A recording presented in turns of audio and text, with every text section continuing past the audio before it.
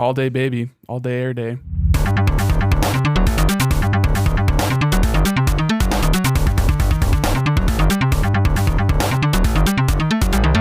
the baby's cry.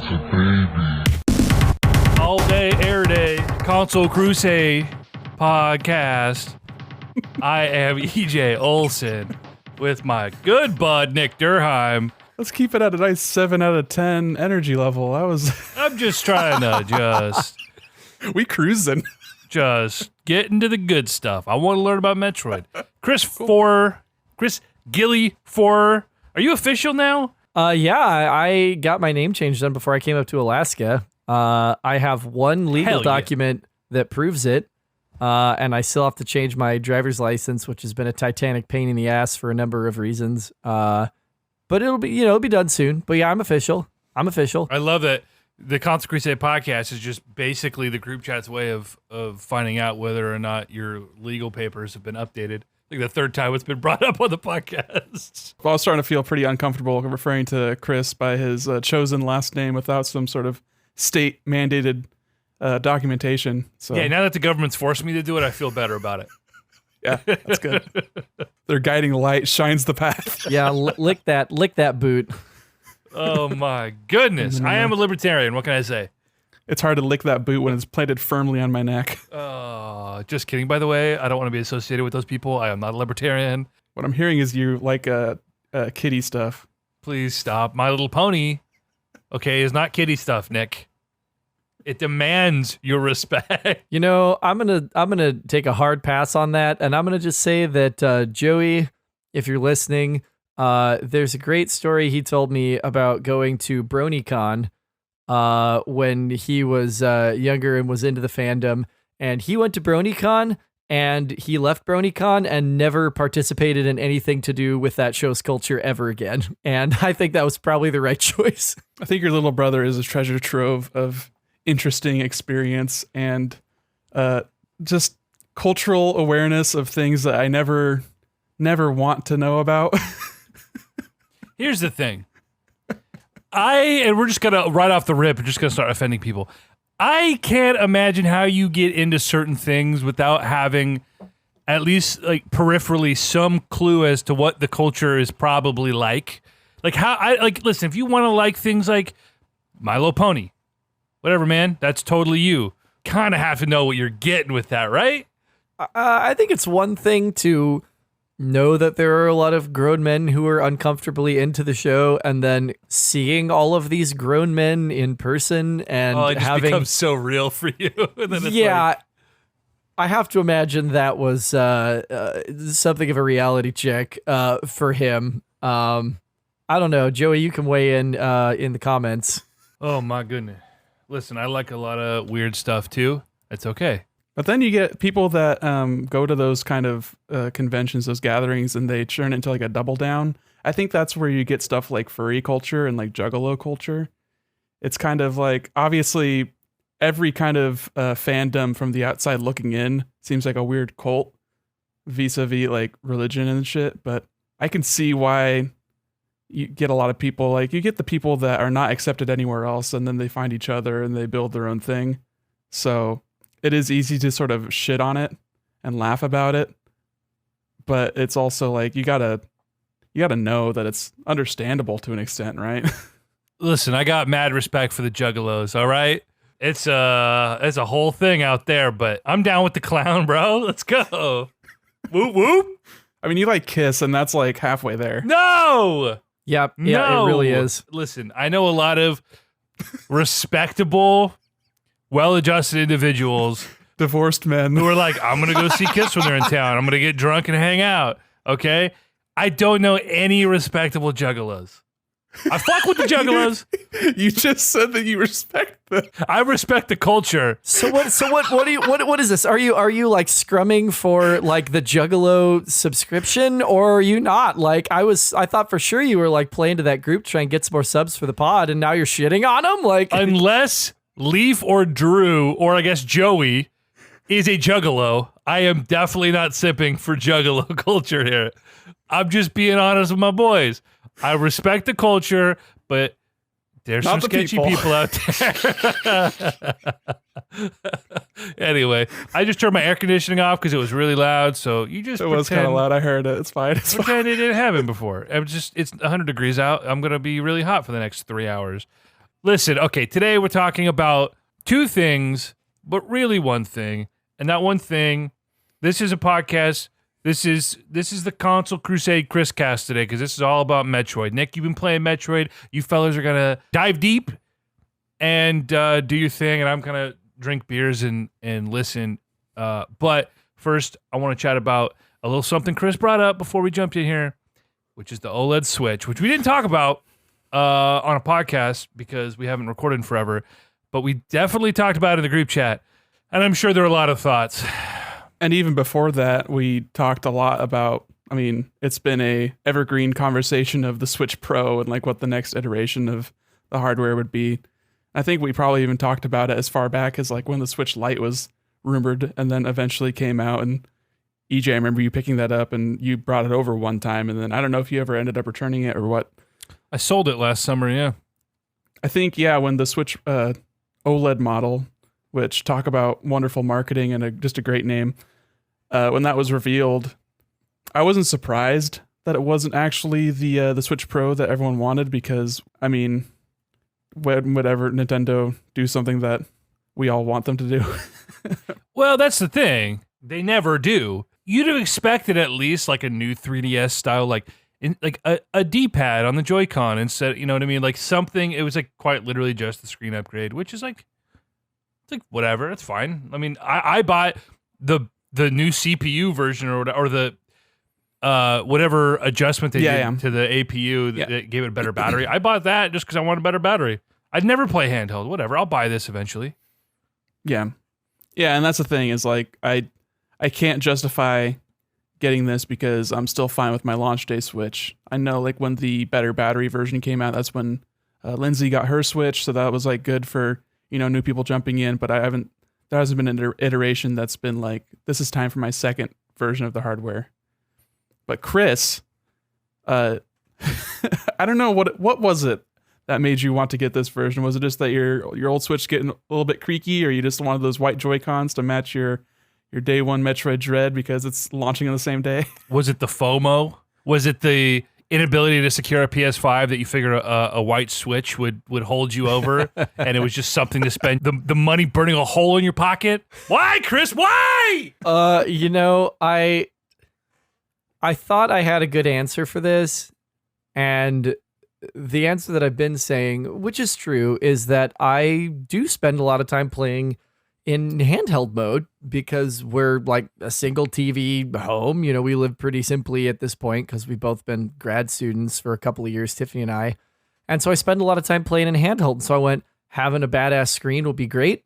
Having some fresh Joy-Con that I don't have to pay extra for coming out of the box will be great. Side note, I did not get the white model.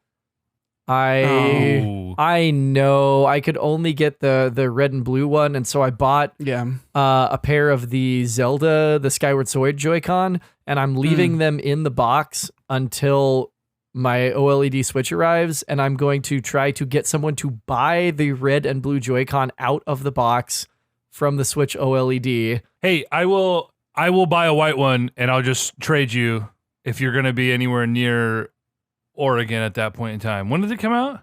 It comes out on October 8th. Yeah, October 8th, and I actually am going to be in Oregon that weekend. So like I'm literally going to be, I don't even think I'm going to be able to pick mine up or my copy. Well, no, I'll have my copy of Dread, but I won't be able to pick up the new Switch until after I get back from Oregon. Bummer. We could ship it. I'll pay shipping. So I have the Zelda Joy-Con, and I'm gonna unbox them when the OLED gets there, and that'll be my shiny, fresh pair. So that was what I've been saying. Am I the problem? Like, am I the problem? Am I the reason why Nintendo keeps churning out these shitty iterations of things? Because, like, really, this is the bar is low for Nintendo iterating on their consoles, but this is like arguably the biggest dick punch of all of them. And there was never any hesitation in my mind that I was going to buy this. And part of it was because, yeah, it's been 4.5 years since the Switch came out. It's definitely getting a little creaky. The fan is pretty noisy at this point on my original model. And you know, the stuff I said about like having the nice screen handheld is going to be great. But like, am I the problem? Am I the reason? Like, people who still line up, because they sold out their fucking pre-orders. So like, people like me are lining up to get this. And yeah, I'm a collector, blah, blah, blah. But am I the problem? Boys, am I the problem? This particular situation aside, yes, you are the problem. However, when it comes to no, honestly though, and this is a conversation that Nick, you and I have hashed out quite a bit on the podcast, is if you are a Nintendo fan and you are on the internet, you are part of the problem because you are bitching about these things as much as the next person, but we're still dumping our money into it. So it's like, we'll vote with your wallet. But then there's this like really like defeatist mentality of like, well, it's the silent majority who are going to continue buying these things. So like, I might as well, like, me voting with my wallet literally doesn't matter. And I'm like, I would never argue there isn't a place for a incremental upgrade like this, a better screen on the handheld for a console that a lot of people play handheld. That's totally fine. Would I have maybe done a proper Switch Pro and done the PlayStation Xbox thing and said, hey, here's the new iteration of our console. We're also doing a soft refresh of the original, you know, which Xbox did 3 times. PlayStation did, I guess 3 times, the Pro, and then they did the refresh. With PS4 and Xbox One, you mean? Yeah. Or even the 360 and the PS3. I mean, they had so many. Yeah, there were a lot of versions of 360. Yeah. So I have no problem with 4 years later, you're getting this has got the better battery function, the better screen. That's fine. But, 4.5 years in, a console that has been showing its age since launch, it's kind of, you would think, Nintendo, it's time to really put your money where your mouth is and do something different here. They didn't. We might still get us, a legitimate upgrade. Nintendo's notorious for that. There's like 8 versions of the 3DS, whatever. But at the end of the day, it's like, you know what? Voting with our wallet, particularly the 3 of us, doesn't matter because, we can sit here and complain about the next X, Y, or Z, but everyone else is going to buy it. So like, if the upgrade makes sense for you, or even if it doesn't make sense, we're just a bunch of 30-year-old dudes who want to like something. You fucking spend your money how you want. If you got the money, burn a hole in your pocket, do whatever the fuck you want. Yeah, what would make you happier, getting $300 or $350 or getting the Switch OLED model? Like, you gotta have to like have that cost benefit analysis for your lifestyle. Yeah, totally. I tell you what, I would rather put that $350 to right now, which is why I have yet to pre-order a Switch OLED, is the Steam Deck. Great timing by Valve on that one too. Oh, it was cold fucking blooded. They had to have had that in their pocket waiting for Nintendo to announce whatever this iteration of the Switch was going to be. It was too perfect. It was too fucking perfect. And the day that pre-orders go up, they're like, oh, by the way, we've got this incredible pocket PC that's going to play all your Steam games. I know Valve just said today they have yet to meet a game that the Steam Deck cannot handle, which, is probably posturing to a certain extent, but I don't know. Like, it intrigued me enough to almost not pre-order the OLED to try to get into the queue for the Steam Deck, which is kind of massive for me because I don't game on Steam. But I looked at that thing and went, holy shit, like, this could seismically change my gaming ecosystem, my gaming habits, like my primary platform in a really substantive way. Just on the surface, there seem to be some issues with what this Steam Deck is trying to do. But at its core, it is the Switch Pro that we've been asking for. It is a truly powerful handheld system. It docks, but it comes with your Steam library. And for everyone who's actually buying this thing, that is a massive library of games. And it brings the best of both worlds of like having access to PC gaming, which has so many benefits on its own, but also now it's a console experience, that you can carry with. I mean, it really is the best of both worlds. Is this the Switch killer? Absolutely not. No. In no world. No, Nintendo is Don Draper in the elevator, not even thinking about Valve. Exactly. But this is a great option. And if it does well, companies like Nintendo, like Sony, like Microsoft are going to look at it. Every Nintendo handheld has sold gangbusters.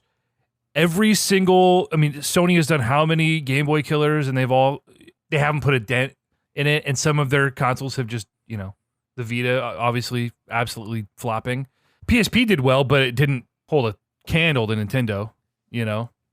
Yeah, that was DS competitor. But it'll shine a light on this area of the market where it's like, okay, it's not just Nintendo doing weird Nintendo things.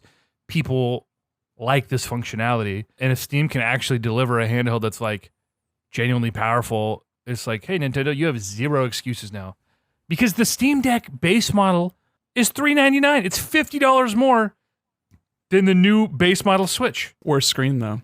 Got him. I mean, it's a 7-inch screen as well, but it is an 800. It's a 16 by 10 screen, which is strange. That's a very non-standard. Like there haven't been that. You can't really get a monitor that ratio nowadays, but it is still like a basically 720p screen. It's basically the same screen, but not OLED. But not as far as like size, yeah. And then the controls. I mean, you can't tell until you're actually holding the thing, but I like that it's a lot thicker than a Switch. I think my main problem playing a Switch handheld is that it is too thin for its weight profile and how wide your stance is when you're holding it. It makes it very uncomfortable for when you're playing in bed, like I frequently do when I'm playing a handheld. My hands end up going numb, like it's like putting like a weird pressure on the palm of my hand, like getting like a weird nerve thing. Mm-hmm. And then the vertical nature of the separation between the face buttons and the right D-pad, or the right analog stick and the analog stick and the D-pad on the left is strange. But having it horizontal instead of vertical, I'm not sure how much better that actually is. It's cool. It's got the back buttons as well. I like that. I like the back buttons. As a proud owner of the Xbox Elite controller, okay, I've been using those paddles a lot lately. I like that it comes with the paddles in the back. Yeah, the analog stick placement next to the face buttons, I can see how that like you might not notice in practice. They look like full-size analogs too, which is good. Yeah. This is definitely a far less portable system compared to the Switch, but the Switch is hardly portable as it is. Like you're putting that thing in a case and carrying it around like a little lunchbox anyway. Right. So you might as well like beef it up a little bit to make it more comfortable in your actual hands when you're playing the damn thing. Right. It's not like you can put your Switch in your pocket. The average person can or would do that. Yeah, you got to put it in a case and you got to throw it in a bag of some sort, which is what I think most people. Or if you're a crazy person, you just carry the Switch around like a little, like you said, lunchbox. I do it. Fuck it. Yeah, I guess when you're taking your Switch places, you're just like going to a friend's house or your girlfriend's or something. I can't imagine just like hopping on the train and just be in my Switch case, and it's like that's a great way to lose my shit. But yeah, no, this is gonna be just as portable. Yeah, you know what? I had my hands on both the OLED Vita and the later version that did not have the OLED screen. There are a lot of weird Greg Miller-ass nerds out there who are gonna sit here and say how amazing the OLED Vita was. It was such a negligible difference when you had the thing in your hands. It really was. Has there been like a lot of difference in the OLED technology and screens in the past 10 years? Because it has been literally 10 years since the Vita came out. I don't know. Oh my God, we're fucking old. I know, dude. It's fucked up.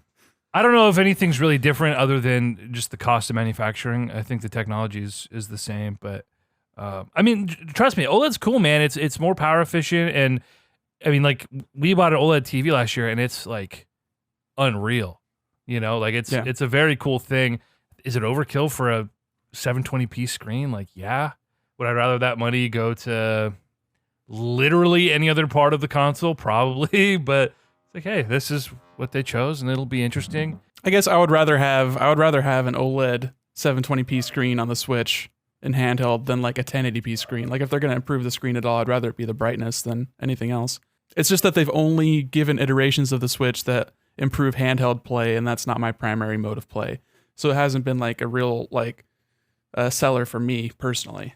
Like, who is this for? I think that's my big, other than me, because I'm a fucking Nintendo simp, apparently. Like, what? The OLED? Okay. Yeah, who is the OLED for? Like, it just feels like they're introducing a slightly better version for people who have yet to buy one of these. And I get that, like... It's definitely that. I don't know. It just feels like, like I said, it just feels like a dick punch. One that I, like, paid $350 for and said, thank you, daddy. Like, I don't know. Like, I feel weird about that. I feel weird about this, and I feel weirder about it, like, the more that we talk about it, or I'm just like, shouldn't I have, am I not like the principals guy? Am I not like the no, fuck you, like, this is not what we asked for guy? except I bought it anyway. And like literally, literally there was no hesitation. Like the day that the pre-orders went live, I had like 4 tabs open. I was refreshing like a mofo. The opening window took too long. And so I was like refreshing while I was teaching and like ducked into my supply shed and was refreshing while I was getting supplies and waited. And there's like 4 like fucking 4th graders lined up trying to get their art projects from yesterday or whatever. And I finally come out after having secured my pre-order and I'm like, look, I'm going to be honest with you. I was trying to pre-order the new Switch and they were like, yeah, all right, respect. Like they got it, but like how, like, who am I? Like, what the fuck is this? Like, it's not even that big of an upgrade. So I don't know. Sick man. You're a sick man, you're turning into a meathead, so your lizard brain is taking over, and all you see is an animal running from you, and your instincts kick in, and you have to chase. You're pursuing. You're a pursuer, and that was the only thing you wanted. You caught it, and now you don't know what to do with it. You're a cow with a dead bird inside the house. Oh my God. Nick, that was beautiful. I respect it. Yeah, man, listen. This was, if you really want to be cynical about it, this was Nintendo's way of making 50 more bucks a unit. They introduced this new unit. They pretend they're giving you this slick little upgrade. They phase out the $299 version, and now every new Switch they sell for the next 4 years costs $50 more, and it's not costing them any more to produce realistically. I don't see them doing that. I think you're gonna keep seeing 3 SKUs on the shelves because it's visually appealing to them to have a $200, a $300, and a $350 model, because if people want to spend $50 more, they can buy the $350. But if they want to save $50, then they get the $300 model. If they want to save $100, they get the $200. Each one elevates the other, and I think that's beneficial for them. I wonder what the consumer psychology is like, because I've read it both ways, where you introduce a product like this, and by contrast, it makes your other products look more appealing. But also, it's like soda sizes at McDonald's. Well, it also makes them now look maybe lesser in value, and I don't just mean monetarily, but like, well, what is the $250 version not doing, or the $200 version not doing? Yeah, but there is less stuff that the Lite can do, so it makes sense that they have a cheaper version. I think you see the same thing with like iPhone models. You get the S version, that's the cheaper one. It's made of plastic. It's just a little bit less premium feeling, but for most people, it's the exact same phone. Or the XL that's like taller by a quarter inch or whatever. So you just introduce a wide sort of swath. It's not even like that wide for iPhones because they're all like, what, $800 to $1,200, sort of in that range.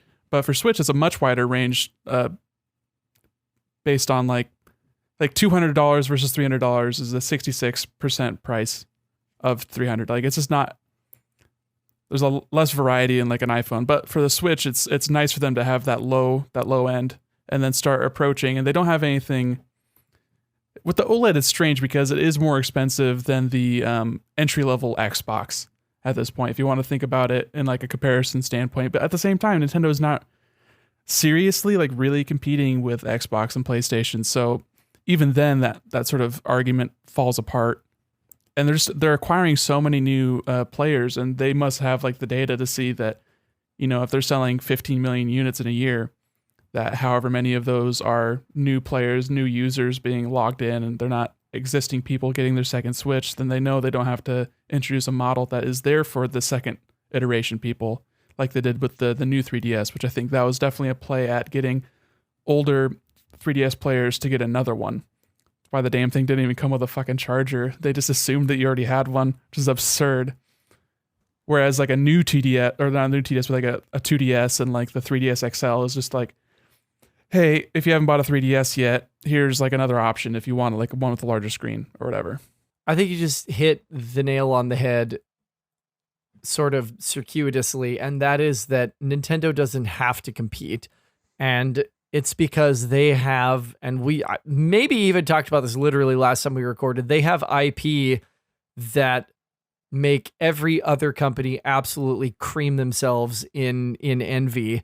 And that's why the PSP fucking failed, is because it's about the fucking games. Like, the PSP sold 75 million units, so let's slow our roll at the PSP failing here. Okay, and how many units did the Vita DS failed? How many units did the DS family sell? It fucking Over lost. 150. It fucking lost. They got doubled up, bro. Doubled up. Yeah. So like, look, Cheeked up. the number of people who want to play God of War on a PSP is going to be fucking inferior for all time to the number of people who want to play Mario on a DS. Or any Pokemon. Or any Pokemon. They've moved so many fucking units. Also, I have to issue a slight correction. Joey, I'm sorry. You did not go to BronyCon. He went to Babs. No. He went to BabsCon, but the experience was still the same, and he still noped out of his My Little Pony fandom after that.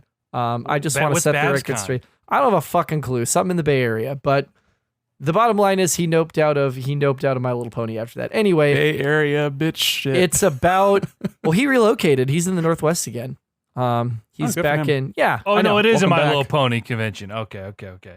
Yeah. Yeah. Okay. So in any case, yeah, it's about the IP. It's about the IP for sure. So they will never have their handheld dominance questioned ever, unless Microsoft No. looks at the Steam Deck and goes, "What if we made a mobile Games Pass machine?"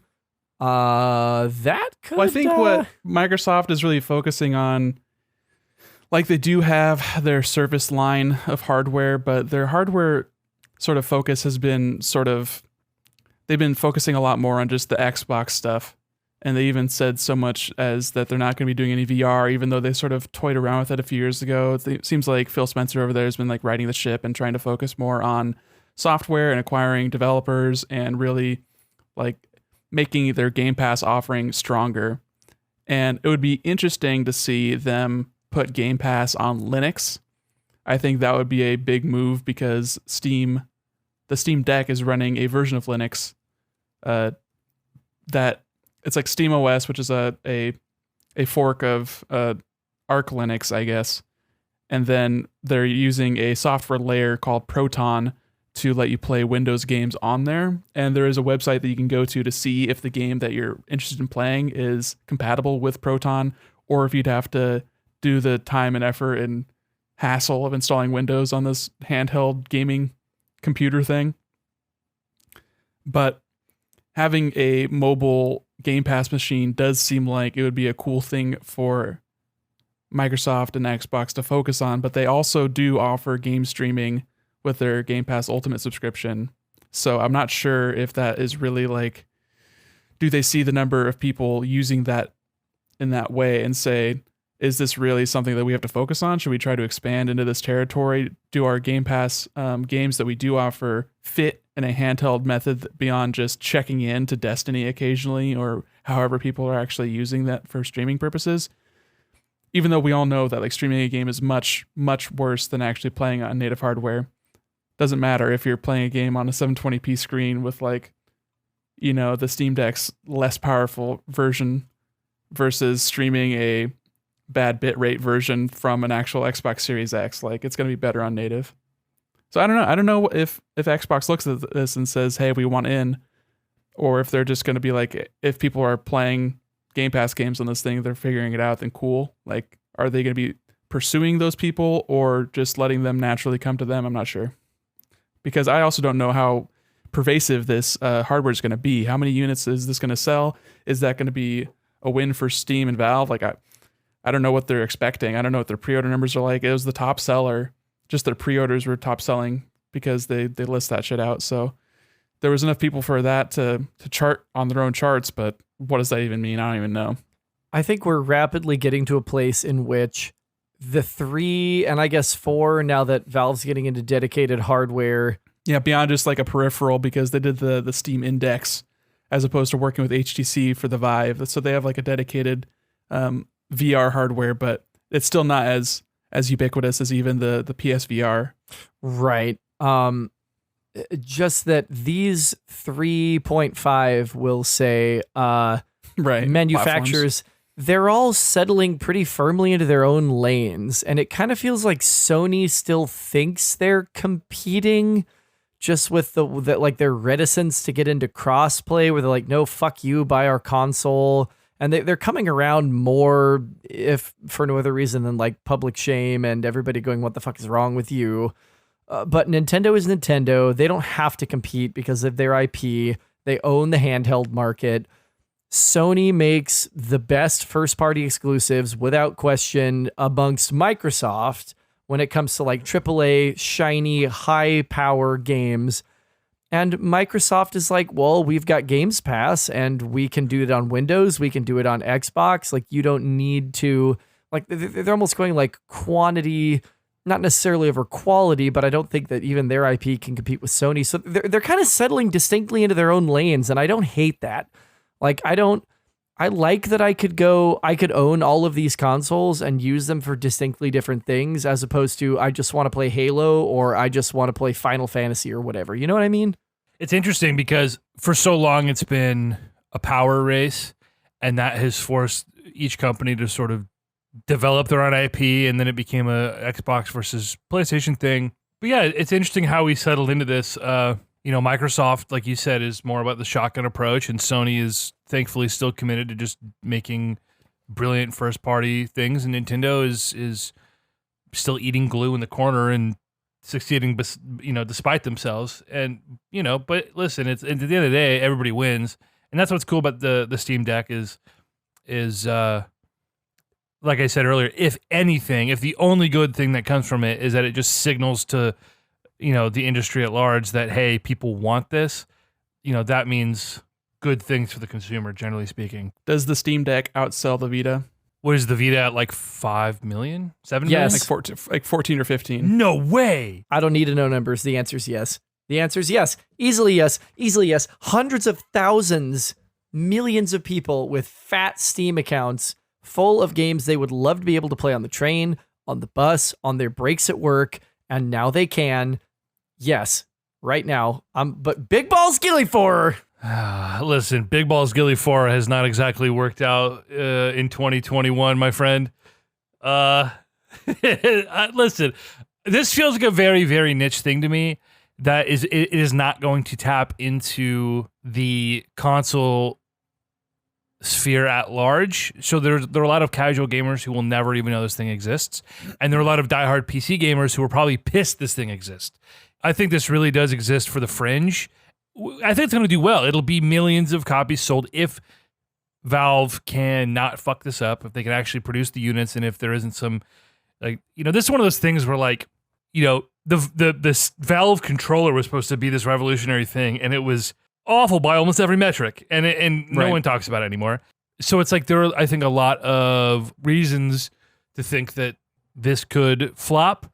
But if they do it right, I don't think it's going to sell 15 to 20 million units. But listen, if I'm wrong, that's a good thing for everybody. So I reserved mine. I reserved the $650 version. I said, screw it, let's go big. If we're gonna do it, let's do it right, and let's see how this thing cooks. Oh boy. So, I asked that question because I could see it really going both ways. I don't think this will flop. I don't think it's going to do as poorly as like their VR output has, because VR is much more niche than holding a handheld gaming PC. I feel like just the success of the Switch indicates that people are interested in handheld gaming still. That it doesn't have to be like a phone thing, that people like to have a controller and a dedicated piece of hardware for it. So I could see this going, if this tops out at 1 million, I'd be like, that's cool. Good for them. Good for someone making 1 million of something. Like, that's crazy in and of itself. Like, Valve is not some tiny company up in Seattle or whatever, but them making hardware is still like a cool play on the market.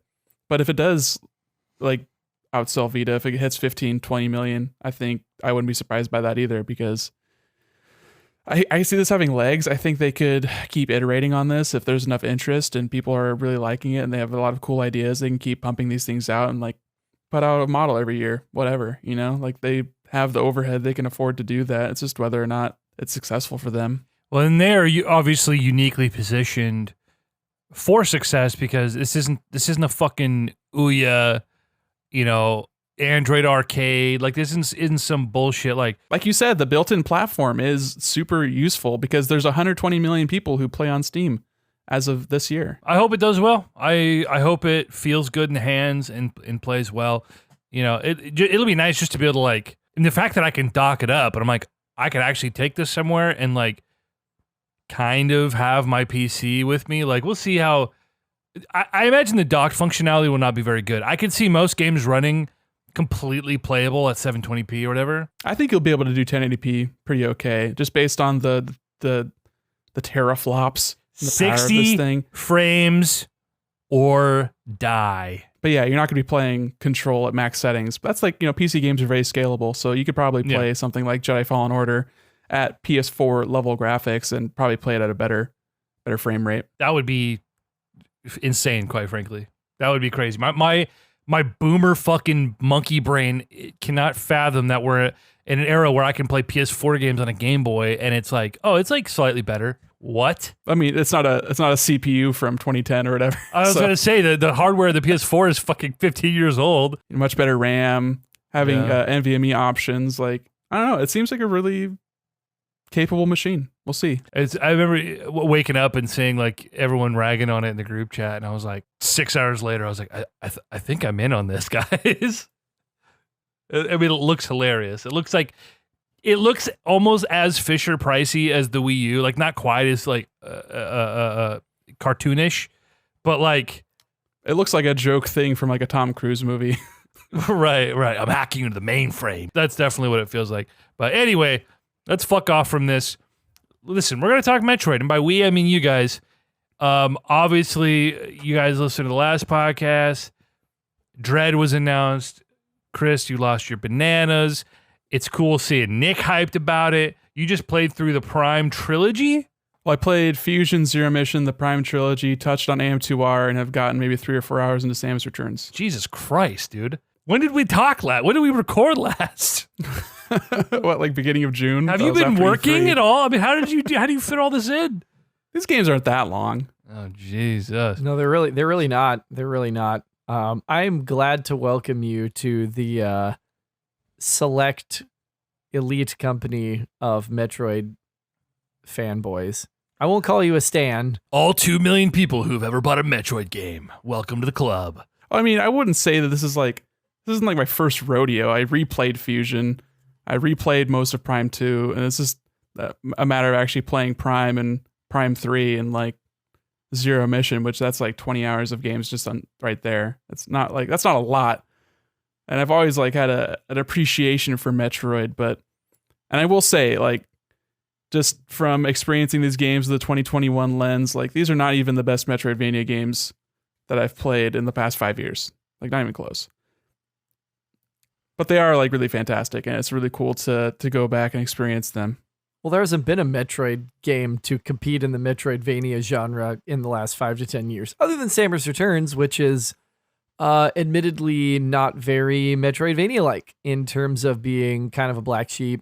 Return to Samus. We've talked about this a little bit in the group chat, but being like a Metroid-like and having Metroid tendencies, at this point, there are more Metroid games that aren't like that than those that are. Like, almost all of them are linear. Like, there's not forced backtrack. I mean, even forced backtracking is not necessarily not linear.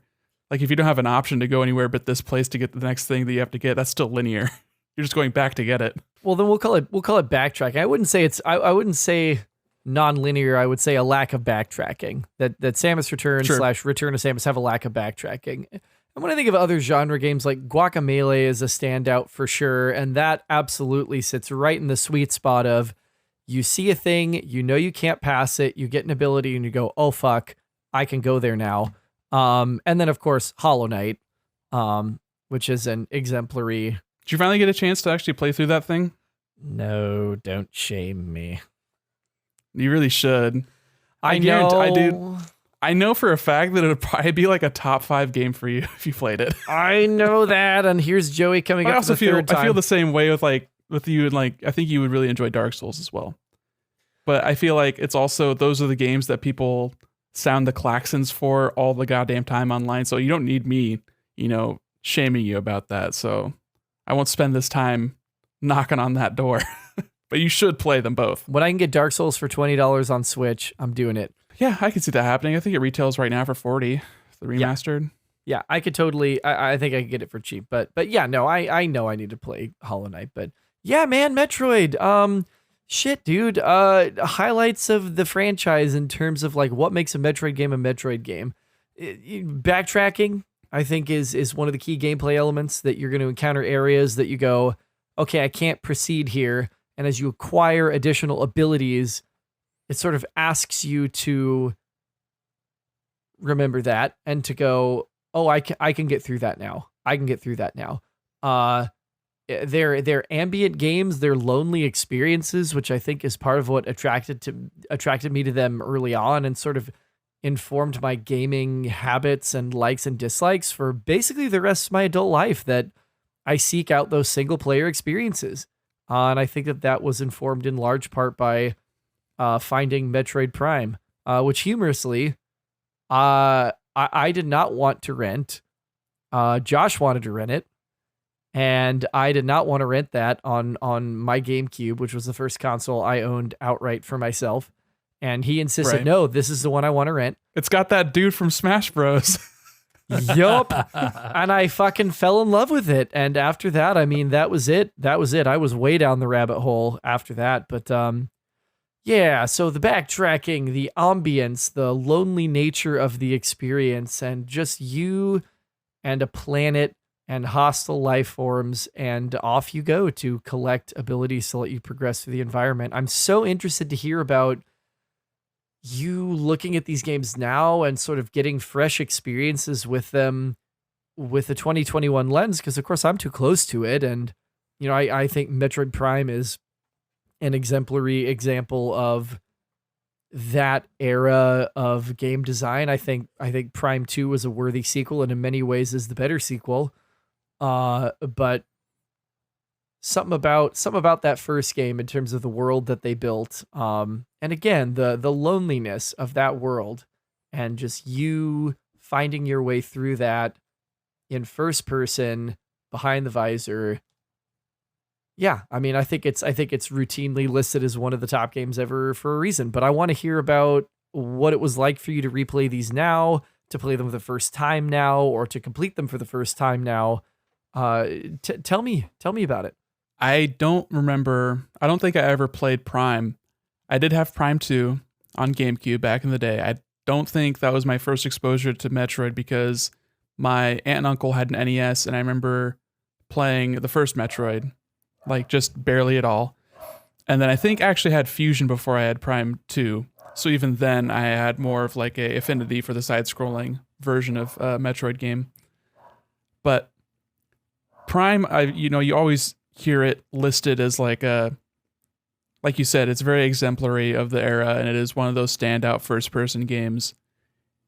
And I don't think that is unfounded necessarily, but I also don't think it is held up that well as like a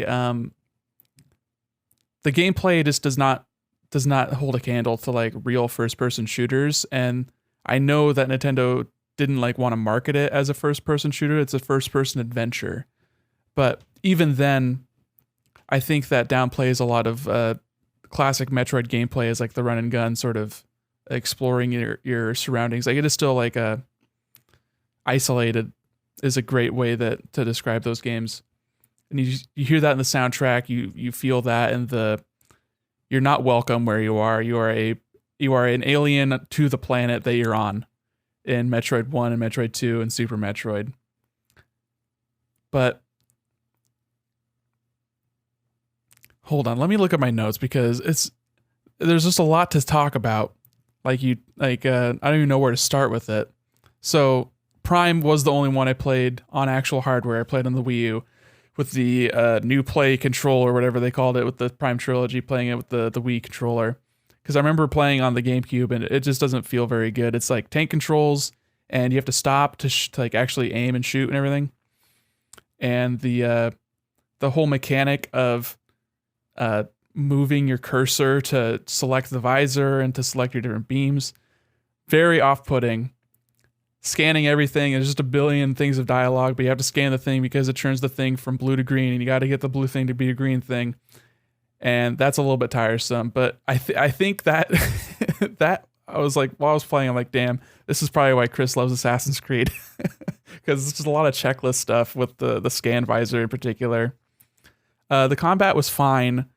I think they really leaned on the lock-on mechanic. I want to talk to you a little bit about this because I think there is a strong dichotomy and a link between both the Metroid series and the Zelda series. I think in a lot of ways, Metroid is a 2D version of Zelda. And the main differences being obviously like the tone and like location. It's not a fantasy. It's not a bombastic adventure. It is, you are trying to survive and it is dangerous, but you don't feel that in like a Zelda game. So, but just like purely based on pacing and mechanics and progression, it is a Zelda game through and through. And it's especially noticeable playing Prime 1 and thinking the entire time, like, this is just Ocarina of Time, but with a first person perspective. So I wonder, what do you think about that? I guess if the argument is in Ocarina of Time, you need certain items to get certain places, but I think if that's the argument, then really the argument is Ocarina of Time is just Super Metroid. I mean, I don't know that makes Metroid Prime a Zelda game. I think that means Ocarina of Time is just Fantasyland easy mode Metroid. Yeah, but Super Metroid is A Link to the Past, and A Link to the Past is Metroid 2. Like, you can just go back and back and back. Like, they're all, I think they inform each other in a lot of ways. Yeah, I think that's fair. And I think the big difference is in Zelda games, you feel like you're a part of something greater. And in Metroid, like you said, it's you versus this planet that's trying to fucking kill you. That everything in your environment is trying to kill you. Shit drops from the ceiling. The floor is lava. There's enemies everywhere. You don't have a friend in the world. Yeah, I mean, I think that's fair. I think that's fair. I don't think that until Breath of the Wild, there's ever been a Zelda game that has capture the kind of ambience that a Metroid game is capable of capturing. And yeah, again, I think in a lot of ways, Prime 2 is a more finished version of Prime 1. And that one is even more like Link to the Past. Like, there's literally a light world, dark world thing going on. Yeah, no, I remember when that came out, the comparisons that were coming out that are people that they're like, oh, they're doing the light world, dark world thing again.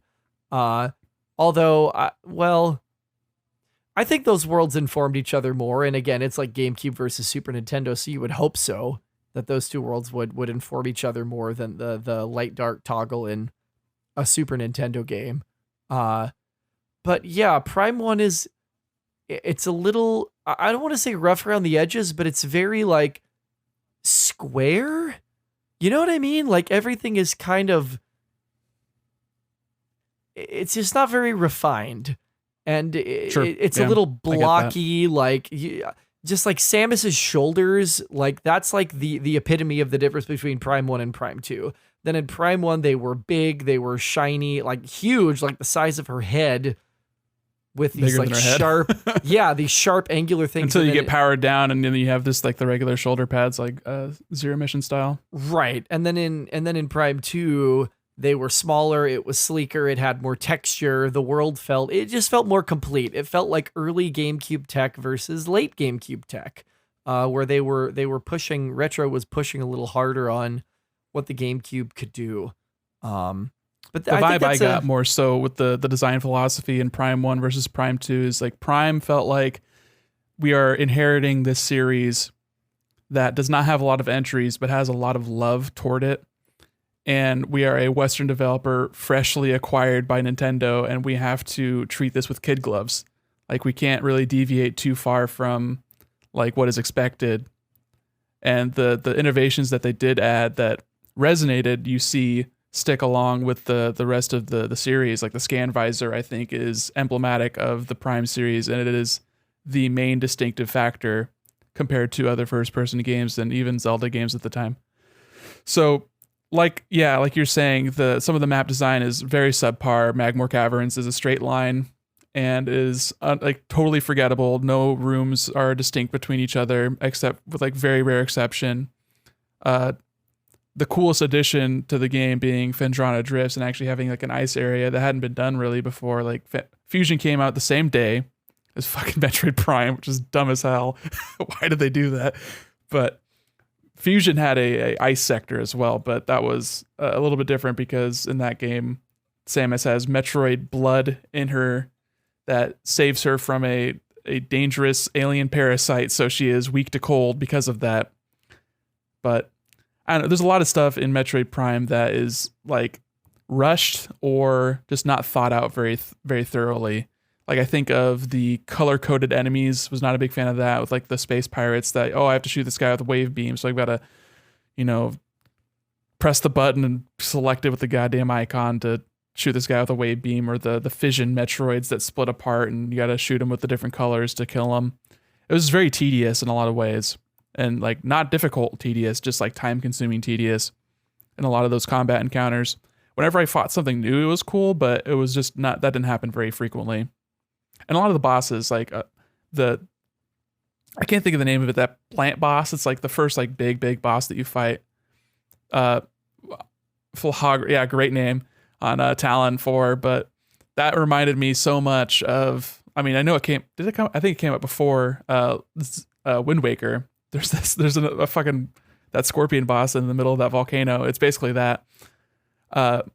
Yeah, the bosses in general, like the big bosses like in the center of a room are very Zelda-like, and then some of the other bosses that weren't as like sort of hammered out, like what is it, the Omega Pirate, that big pirate guy? Yes. That was a huge pain in the ass. Took forever. I lost all my missiles, and I was like, oh, well, I'm just going to be out of missiles for this fight and just do charge shots and just chip away at him forever. Yeah, it was really tedious, and it was also one of the later design decisions they made in the development cycle of that game. It was supposed to be Kraid. It was supposed to be Kraid. Yeah, I remember reading about that. And they canned it in the 11th hour because they couldn't get it to work, or it just wasn't like flowing with the rest of the like design aesthetic, and so they coughed up the Omega Pirate, which is admittedly like one of the more forgettable bosses. Although like with the Phazon pirates that are all like hulked out, popping out of tanks, like they made it work thematically, but like I still pine for that. Yeah, it fit in. It was fine that it was there. It was just as a mechanically, like how you interacted with the enemy. It was a lot of shock waves that you're jumping over. That's my impression of boss fights in Metroid Prime, is a lot of shock waves. It's waiting for Ridley to stop flying around to get back in the boss arena so I can fight him.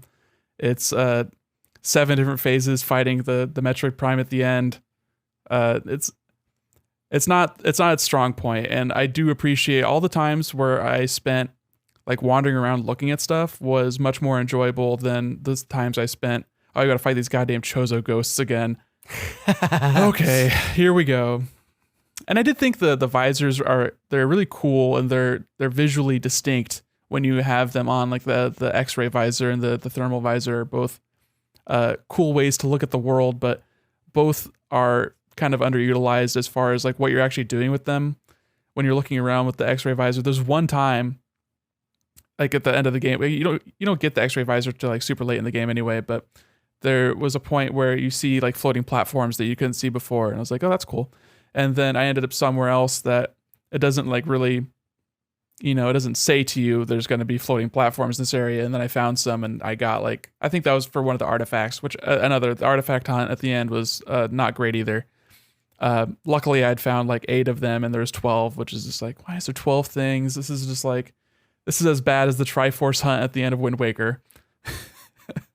But there was one moment though to seeing that and like having this sort of like veil pulled from my eyes moment of being like, oh, we're doing something cool, but they just don't do enough things cool with that. Same with the thermal visor. How important is the lore when you're going through this? You're describing these things to me, and I'm like interested, but like, is it just a peripheral thing, or like you can read like a data log occasionally, or like it depends on the game.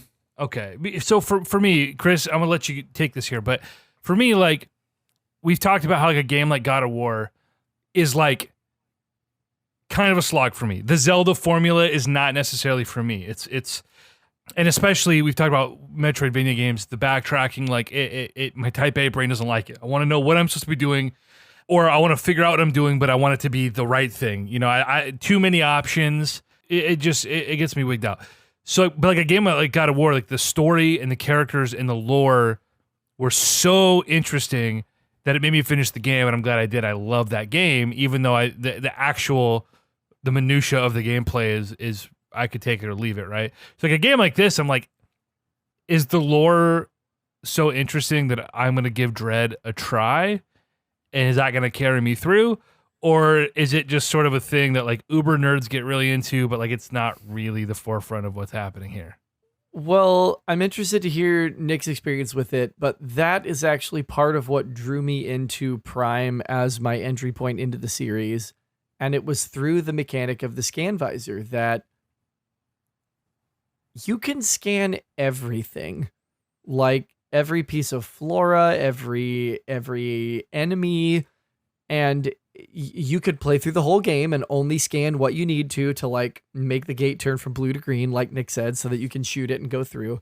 Or you could let your curiosity drive you and go, oh, what is that computer that's displaying that signal? Oh, that, and admittedly, Prime 2 really iterated on this well. In Prime 1, they were literally like little icons over the top of things, and in Prime 2, the entire computer would change color if it was like a relevant scan for lore.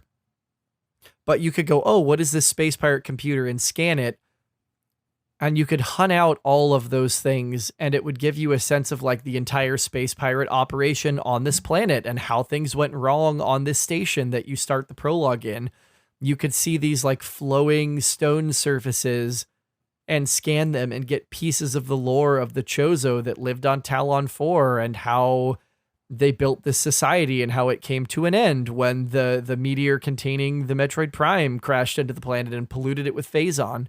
Or you could just play through the whole fucking game and just know that you're there and you're ostensibly looking for Ridley, who flew out of the space station, and end up in this larger sort of thing.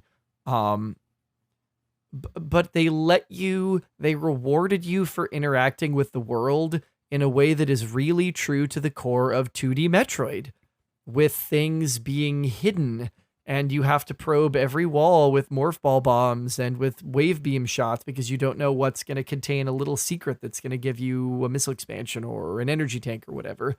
And the scan visor kind of expanded upon that, and it let me get as deep into the world as I wanted to, which for me ended up being a whole hell of a lot. I would scan like everything.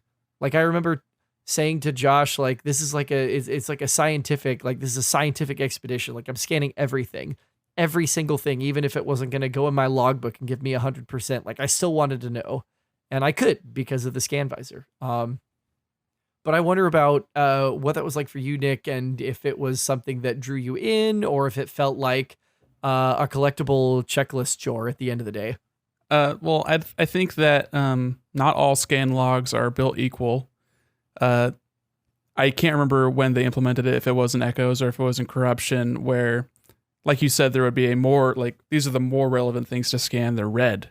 So they're actually lore things that you're scanning. And those were definitely the longer, like, paragraph kind of things. But yeah, it's like item descriptions in Dark Souls. Like, if you really want to know what's going on in this place, you have to do the work, you have to read it. Where a lot of newer games would not have that sort of bravery to do that because they know the audience would not actually be interacting with the thing. You're more like to get a audio log, like in BioShock. I think that's like sort of the modern implementation of this sort of passive storytelling. But I think it does make the world a more lived-in sort of area. You are a visitor to this place where things have happened already. You're not sort of an active participant in the story. And they changed that a little bit in 2, where you actually have a living thing that is telling you what's going on and requesting you to do stuff, which I think sort of downplays the historical use of Samus as being a bounty hunter and this isolated character, and turned into more of a, here I am to tell you to go do the thing, and then you go do the thing and you come back and he says, thank you, now you've done that thing, let's time to go do this other thing. But no, you would not like this game. You would not like any of these games, EJ. They're definitely not what you're looking for. They do not have a story.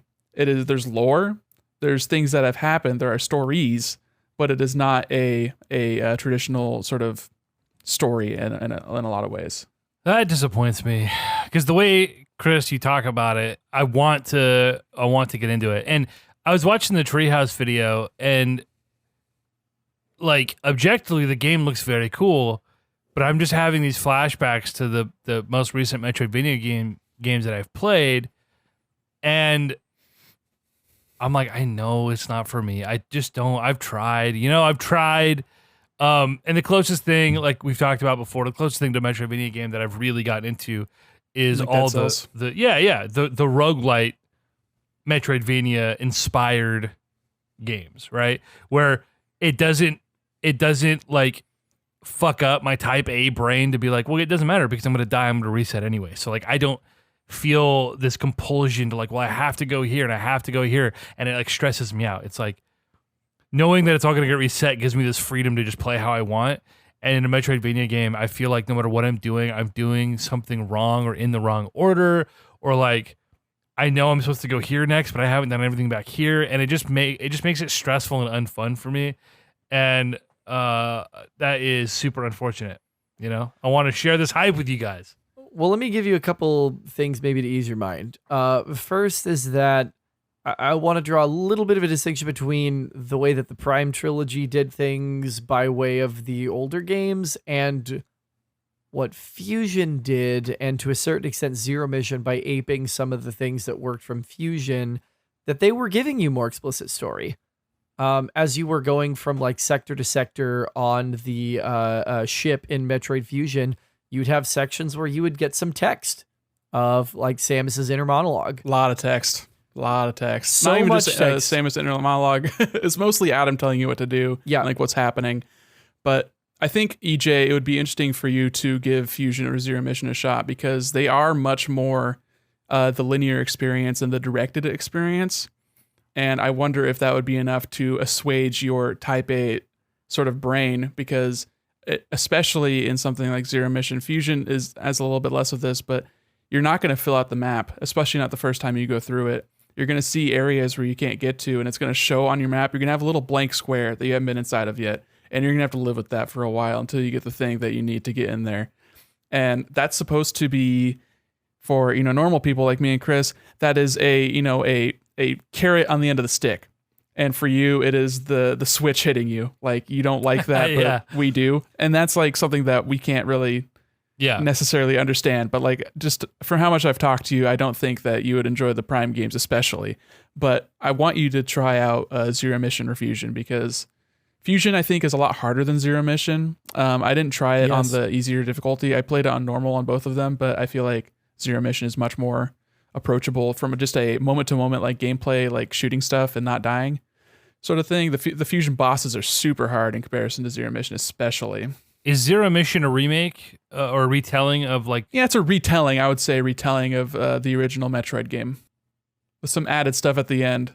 Because they have to. Yes, Fusion has plot, and Dread is going to have plot. If you want to talk about the Metroid timeline, we can get to that in just a minute.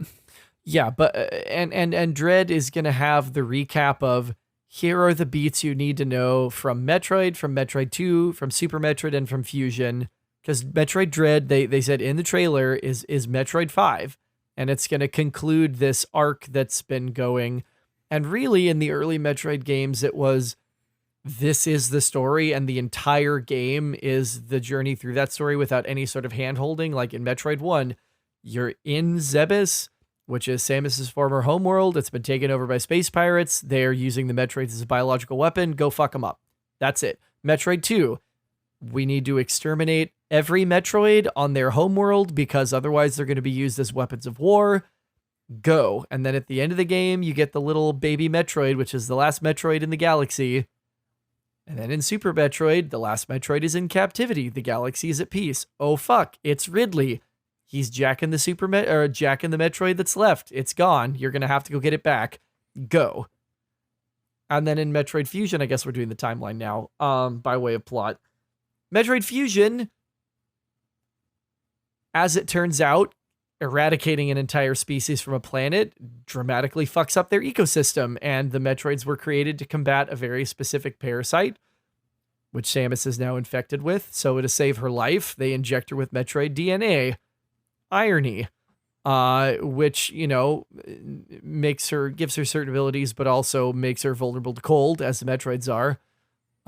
And the X-Parasite has created a copy of Samus from pieces of her suit that were cut off of her body during the surgery that saved her life. And you've got to go deal with that. And Metroid Dread will conclude sort of that little arc's worth of things. I guess spoilers for Metroid Fusion. The Galactic Federation is breeding Metroids to use them as a weapon, same that the Space Pirates did. And Samus was like, I don't fuck with that.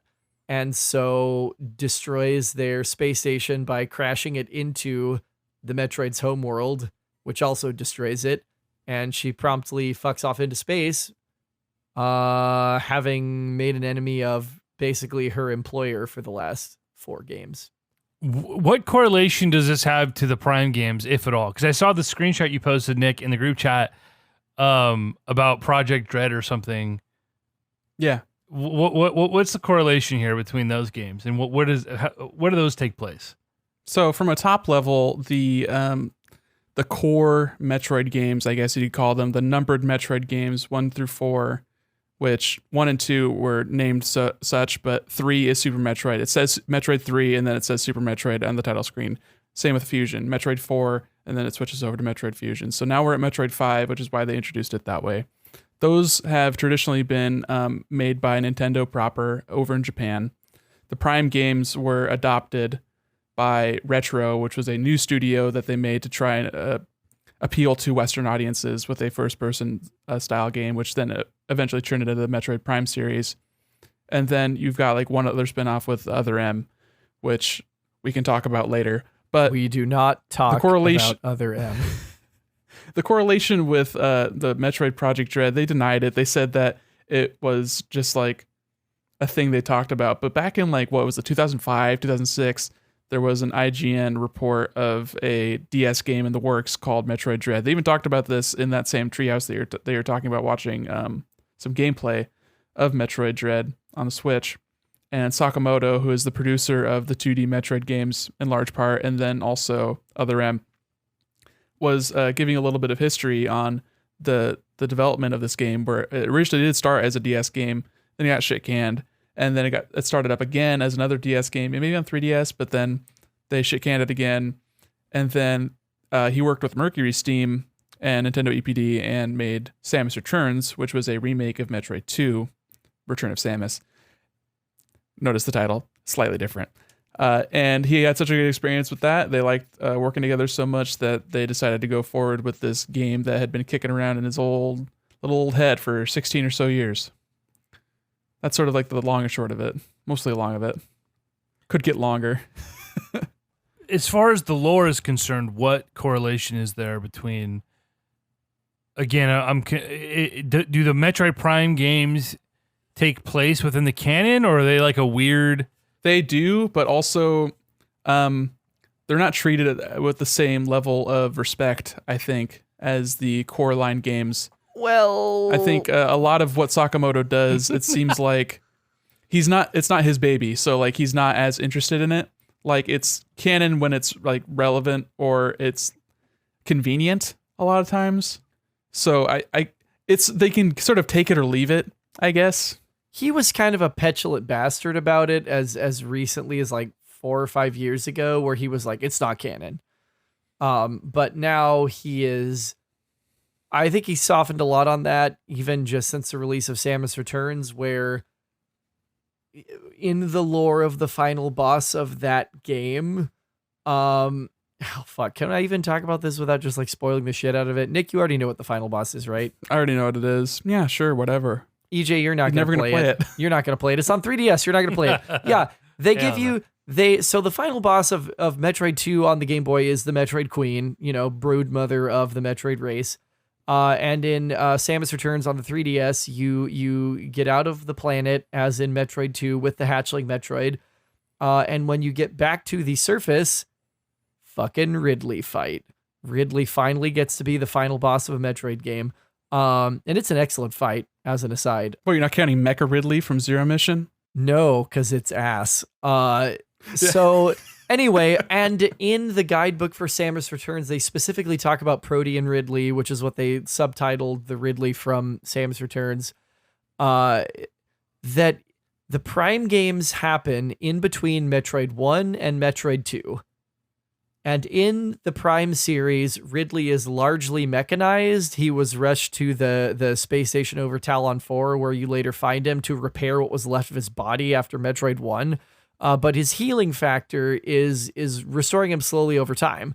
And so the Ridley you fight in Samus Returns, which was overseen by Sakamoto, shows that the organic components are coming back faster and faster. So he's been bridging the gap. But the Prime games happen between Prime 1 and Prime 2. Sakamoto used to be a dick about, like you said, Nick, that's not my baby, fuck the Prime games. But I think he's recognized that this is not the way, and this is not going to excite anyone, and we need to unite these things moving forward, because Prime 4 is coming, slowly but surely, and the Prime Trilogy port is coming, slowly but surely, and so they got to make money for the big end, so they need to get their house in order. So there is increasing continuity. The Prime games happen between 1 and 2. Because the other games flow pretty seamlessly from one to the other. Yeah, there's sort of like an indefinite period of time between Samus's original mission to Zebes to fight the space pirates and take down Mother Brain, and her being commissioned by the Galactic Federation to go to SR-388 and exterminate all the Metroids. The Metroids also being literally a biological weapon created by the Chozo, which is like an ancient bird race that created the power armor that Samus uses, and who adopted her when her parents were murdered by Ridley. And a lot of this isn't even talked about in the games. It's like sort of superficial text. It's in like mangas and like guidebooks and like stuff like that. So it's not incredibly relevant to the actual gameplay or the story necessarily. It's just like, oh, I have to fight this big dragon thing. It's not, oh, that's Ridley who ate my parents in front of me. You know, it's not very explicit. It's a lot of don't show and don't tell, just fight the lizard man. That's frustrating. And the two times they really deviated from that, it showed how poor story fits into the pacing of the gameplay of a Metroidvania in this style, where Metroidvanias, I think, excel in the way video games, like only video games can, where it is about discovery, it is about the location and the setting, and how everything pieces together versus a traditional, hero's journey kind of story. I'm going to get my hands on the game. I am going to play it only so that I can have an informed discussion with you guys. Okay. And Sure. Even if I hate it, I know it's just because the game's not for me. So I can at least go into it with knowing that, right? So I'm not going to, hopefully be a Debbie Downer, but like God of War, which we never did do the podcast on, but between the two of you, I was like, I have to play this game so that we can talk about it. And I'm glad I did. So this might be one of those fucking games, but I would recommend, if you do want to really give it a shot, go ahead, play with a guide. Don't let yourself get frustrated. Don't beat your head against it. Be told what to do. I don't know how handholdy this game is going to be. They have shown that the computer from Fusion is back in this game, so from what they've shown in the treehouse footage, it is not nearly as exposition heavy. It's not telling you every single thing that's going on. It's not going to be so deliberate in that aspect, but it does seem like maybe zero mission style, where you'd sort of get a pointer on a map, and then you say, oh, I know I have to go there. How do I get there? Like, that's up to me, but like, I know that's where I'm supposed to go. So I know that if I'm beating my head up against something that maybe I'm supposed to be doing the right thing, I know like that's next. They also have shown off a substantially more engageable map, in the sense that you will be able to see all of the doors of a certain kind that are only openable by certain weapons. You'll be able to see big news. Yeah, you'll be able to see icons of a specific nature as they pertain to different, presumably obstacles you can only move with certain items. That it may be like question mark when you don't have that item, but once you get, say, like the ice beam, it's going to say ice beam door, and you will understand, oh, I can go through there.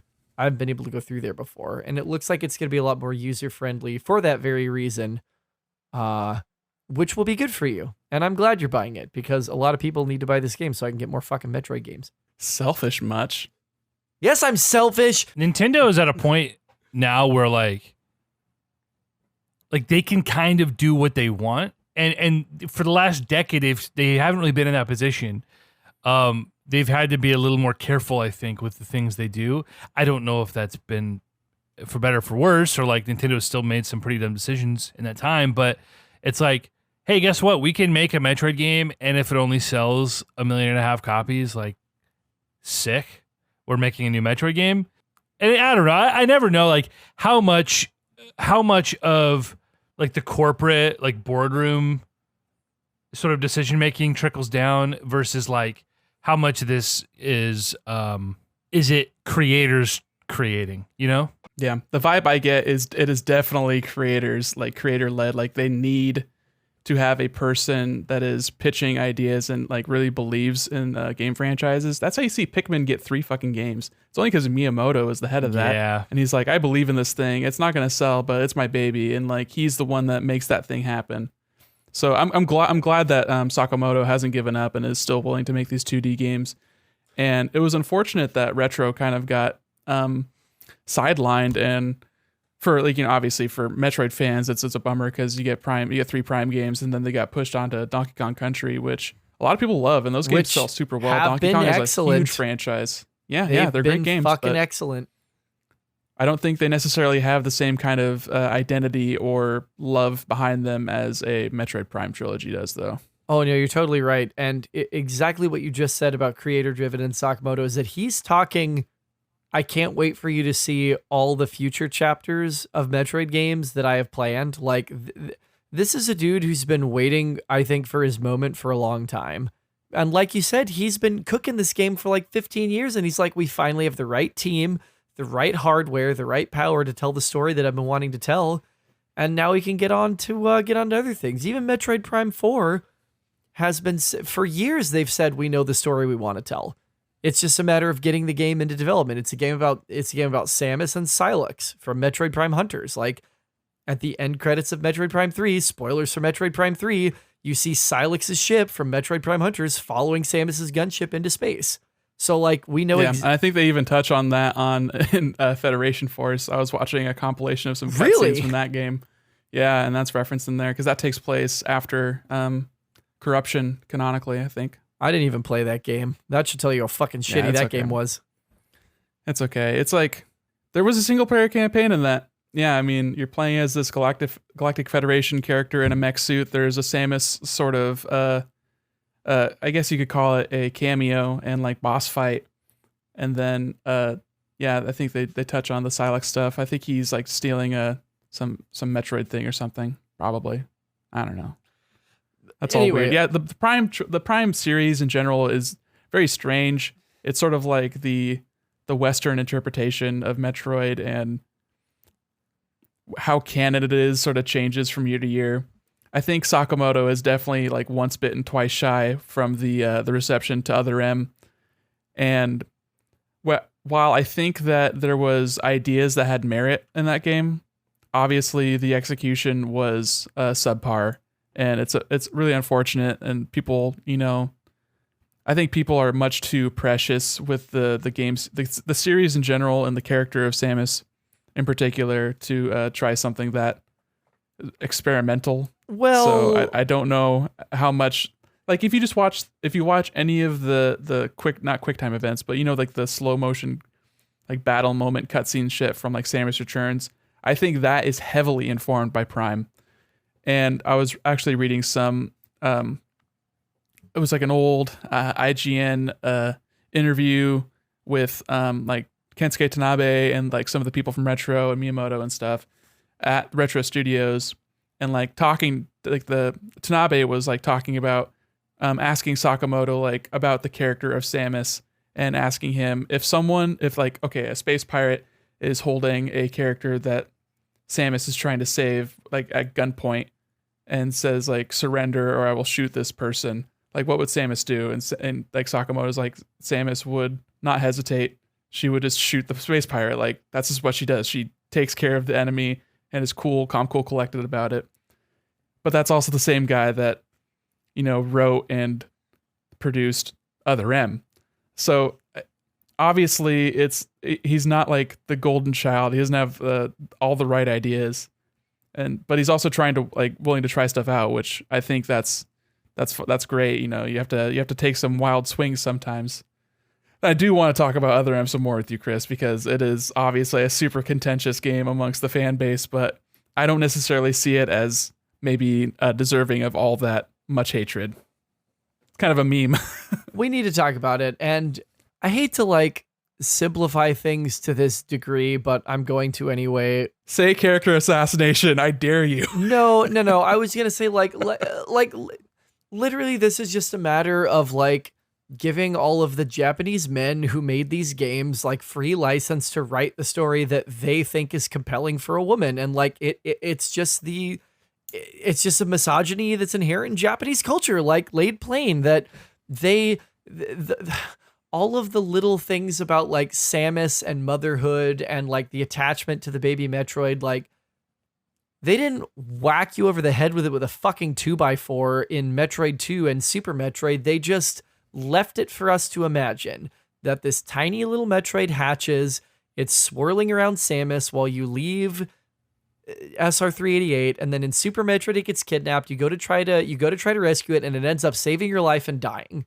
Like, it is literally the arc of like a mother and a child, and the child dying too soon, without it being so fucking ham-fisted and without reducing Samus to, like you said, a fucking meme. And then in Other M, as soon as they let all these fucking dudes write the script, it just became like, I'm racked with guilt over the baby Metroid dying to save my life, and I still hear its cry, and it makes me lactate. Like, it was fucking terrible. It was fucking awful. And that's so fucking irritating to me, because Other M played so well. It was a really good fucking video game if they would have never let them write a single fucking word of dialogue.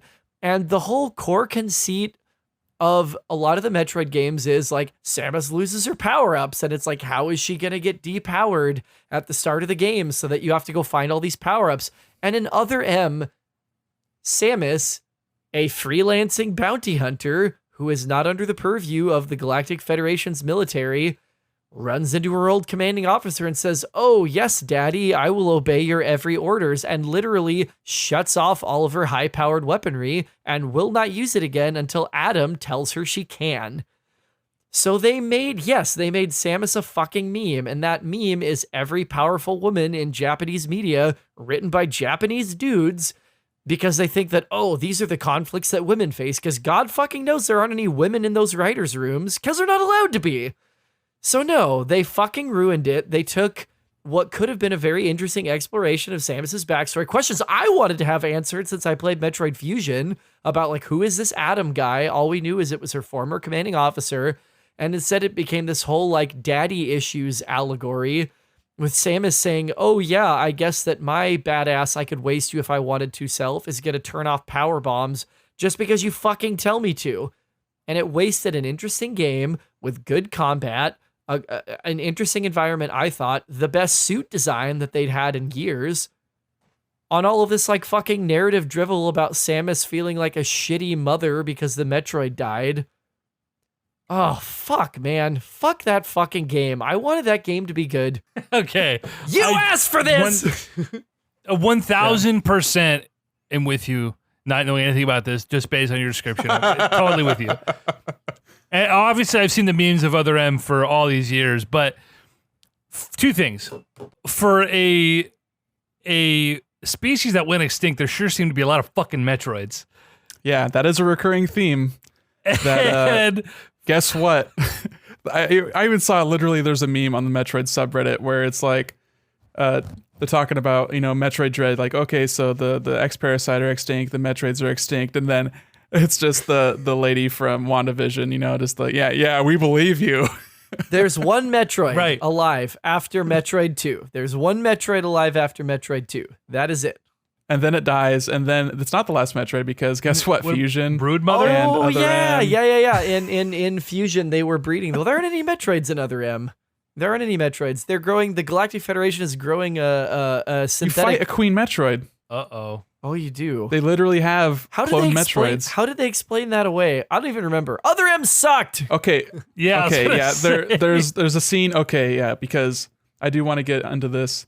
I think that there is merit in those plot conceits, but yes, they were very ham-fisted and poorly thought through, and just the method that they went with the storytelling is hard to not make it a drawn out like mope fest, where it is almost I would say 50% of the dialogue is Samus narrating inside her head. It is a internal monologue the entire game, and it deals with the grief of this. Like the only things that she's been close to has been this commanding officer that she saw as a father figure after her parents were dead, but you don't really get the because it's only been in the manga where she was raised by these Chozo. So you don't see that, which is unfortunate, but also wasted opportunity. Understandable. It is a wasted opportunity. I agree with you there. They touched on that more in like Zero Mission and stuff like that, but I think they could have touched on that more, but I don't think it is necessarily as like it is misogynistic to an extent, but the whole relationship with Adam was difficult and a poor representation. I could see like what they were going for, and they did not stick the landing. And like you said, like they could have easily just said, Samus, we're on a literal derelict space station. Don't use your crazy powerful alien weapons until we know what's going on. Like that could have been a much easier sort of explanation to this sort of debacle, instead of it being I have to do what you're telling me to because I gave the thumbs up and you called me the thumbs down and you called me lady when I was younger. Which, I don't know, like, I think that you and I would probably agree that it was cool seeing a younger Samus and having that characterization of her being, like, a brash and, like, just an asshole. And, like, that's cool. Like, I like that characterization. But then dealing with the trauma of a recent loss of a basic child, like, basically your child, and sort of that, I don't know how much it exemplifies weakness as much as it does humanity. But also, I don't think anybody really wants Samus to be human. They want her to be like a cool character at the same time. It could have exemplified humanity, but that's not the way they wrote it. Right. They wrote it to be, oh my God, my ovaries are swelling because this Metroid was my child. Like, and that's just it. I think you're mischaracterizing. I think time accentuates some wounds. And having just watched literally all the cutscenes, a lot of the gameplay, I don't think, like, people talk about the Ridley scene as being character assassination, that she's fought Ridley so many times and has not had this sort of like PTSD moment, but I don't think that's necessarily the way they showed it. I think it was more of just like a moment of freezing, like, I thought I killed you, asshole, sort of moment, and her struggling with that. But I think just the nature of the very anime and like J-drama style of accentuated like voice performance in particular. Like you got that too when Adam does this self-sacrifice move later and she's like struggling to maintain her power suit because it's like mentally driven. Like it's her focusing that keeps the power suit like active. So she's like cutting in and out and it's like a dramatic moment, but it's, I think on a Western audience, especially, and like after this awful sort of dialogue they had right before there, it turns it into a moment of like, not like almost emasculating Samus and like turning her into a weak character because she's not manly enough to allow Adam to make this decision. But it's also playing on a poorly established notion earlier on where Adam sacrificed his own brother to save a space station full of people. And it's just sort of, they have these ideas and they make sense when they're cobbled together, but it's just not cohesive enough and not like, they're not earned moments. There's a lot of cool moments. It's almost like a Zack Snyder movie in a lot of ways. It's just like, this would be cool had it been executed well, but because the execution was so poor, it's now unforgivable. Right. That's just it. Like, it was a bunch of interesting, well-intentioned ideas that did not work. And that, like, no, I'm not going to say character assassination because you fucking dared me to, so I'm not going to say it. But that were she had no character to assassinate, so it doesn't matter. That were radically inconsistent with everything else they had ever done. And so, like, it's one thing if you want to like develop the character in a way that makes sense, and if you want to like give me a flashback in the moment where Samus is like staring down Ridley where she remembers her parents dying, I would have fucking eaten that up. I would have eaten that right the fuck up. But instead it's, oh my God, I'm having PTSD now for the first and only time.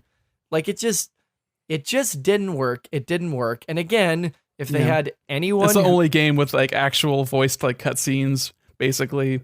And it's trying to establish that this late in like a a game series as difficult as it is, but Get some women in the room. Get some fucking women in the room. Get anyone without a penis in that fucking writer's room, and they're gonna go, this ain't it.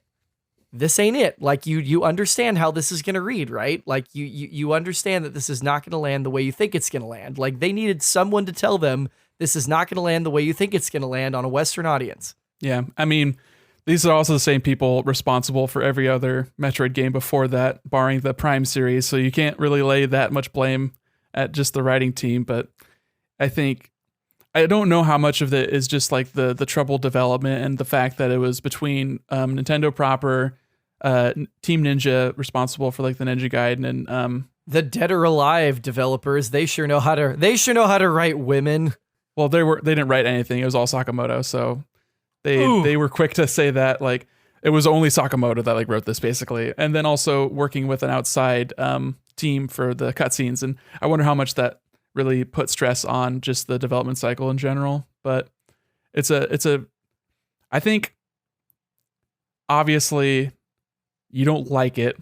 I wouldn't say that I like it, but it's probably mostly canon. So like that happened. I know it And did. you have to sort of have to like, there was cool stuff in there. Like the whole little birdie being Ridley thing is cool. Like I think that was actually a cool thing that they did.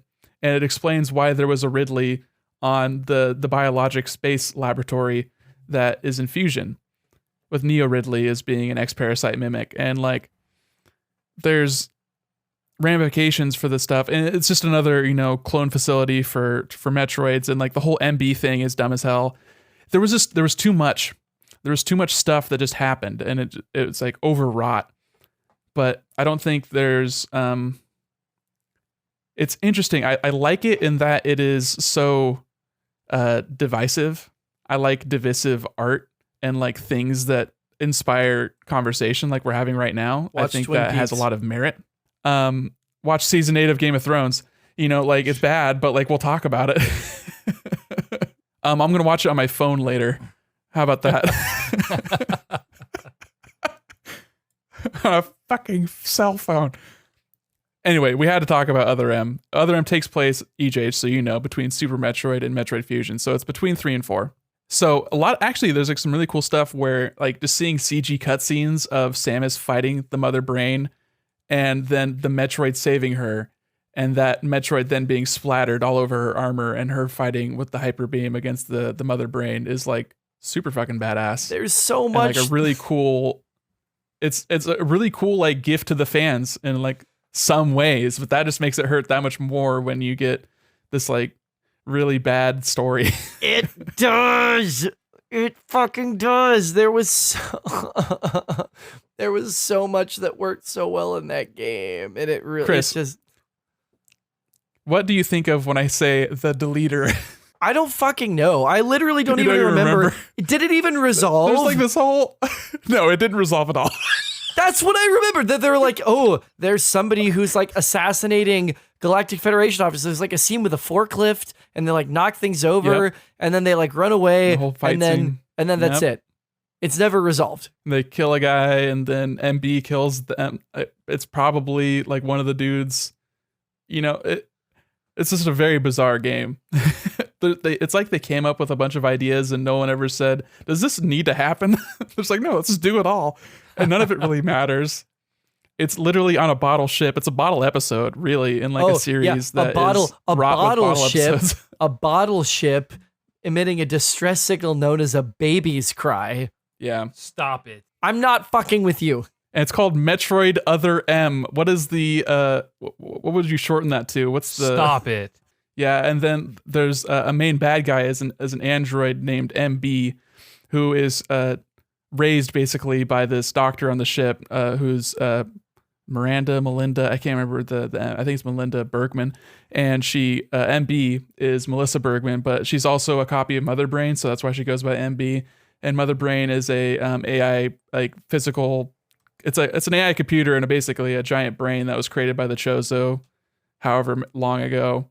And there's too much stuff going on in Metroid in general that's like never talked about in the games themselves, but it makes for cool lore. and it makes for like an interesting like sort of world building exercise. But I think they crammed way too much in Other M, and they having characters talk about it makes it insanely more stupid than if you're just like reading about it and like thinking about it in your head. It's very funny to me. Let me ask you guys.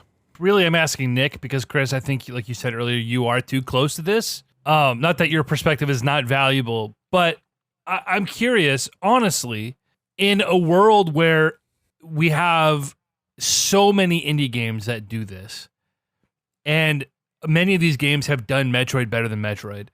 Like, is there still a place for this, or is this really just an old Japanese guy finally getting to see through his vision for something that like older fans are here for? But like, really, is there a place for this, or is this just some low-key fan service? And for all we know, this could be the end of Metroid. I mean, I don't know.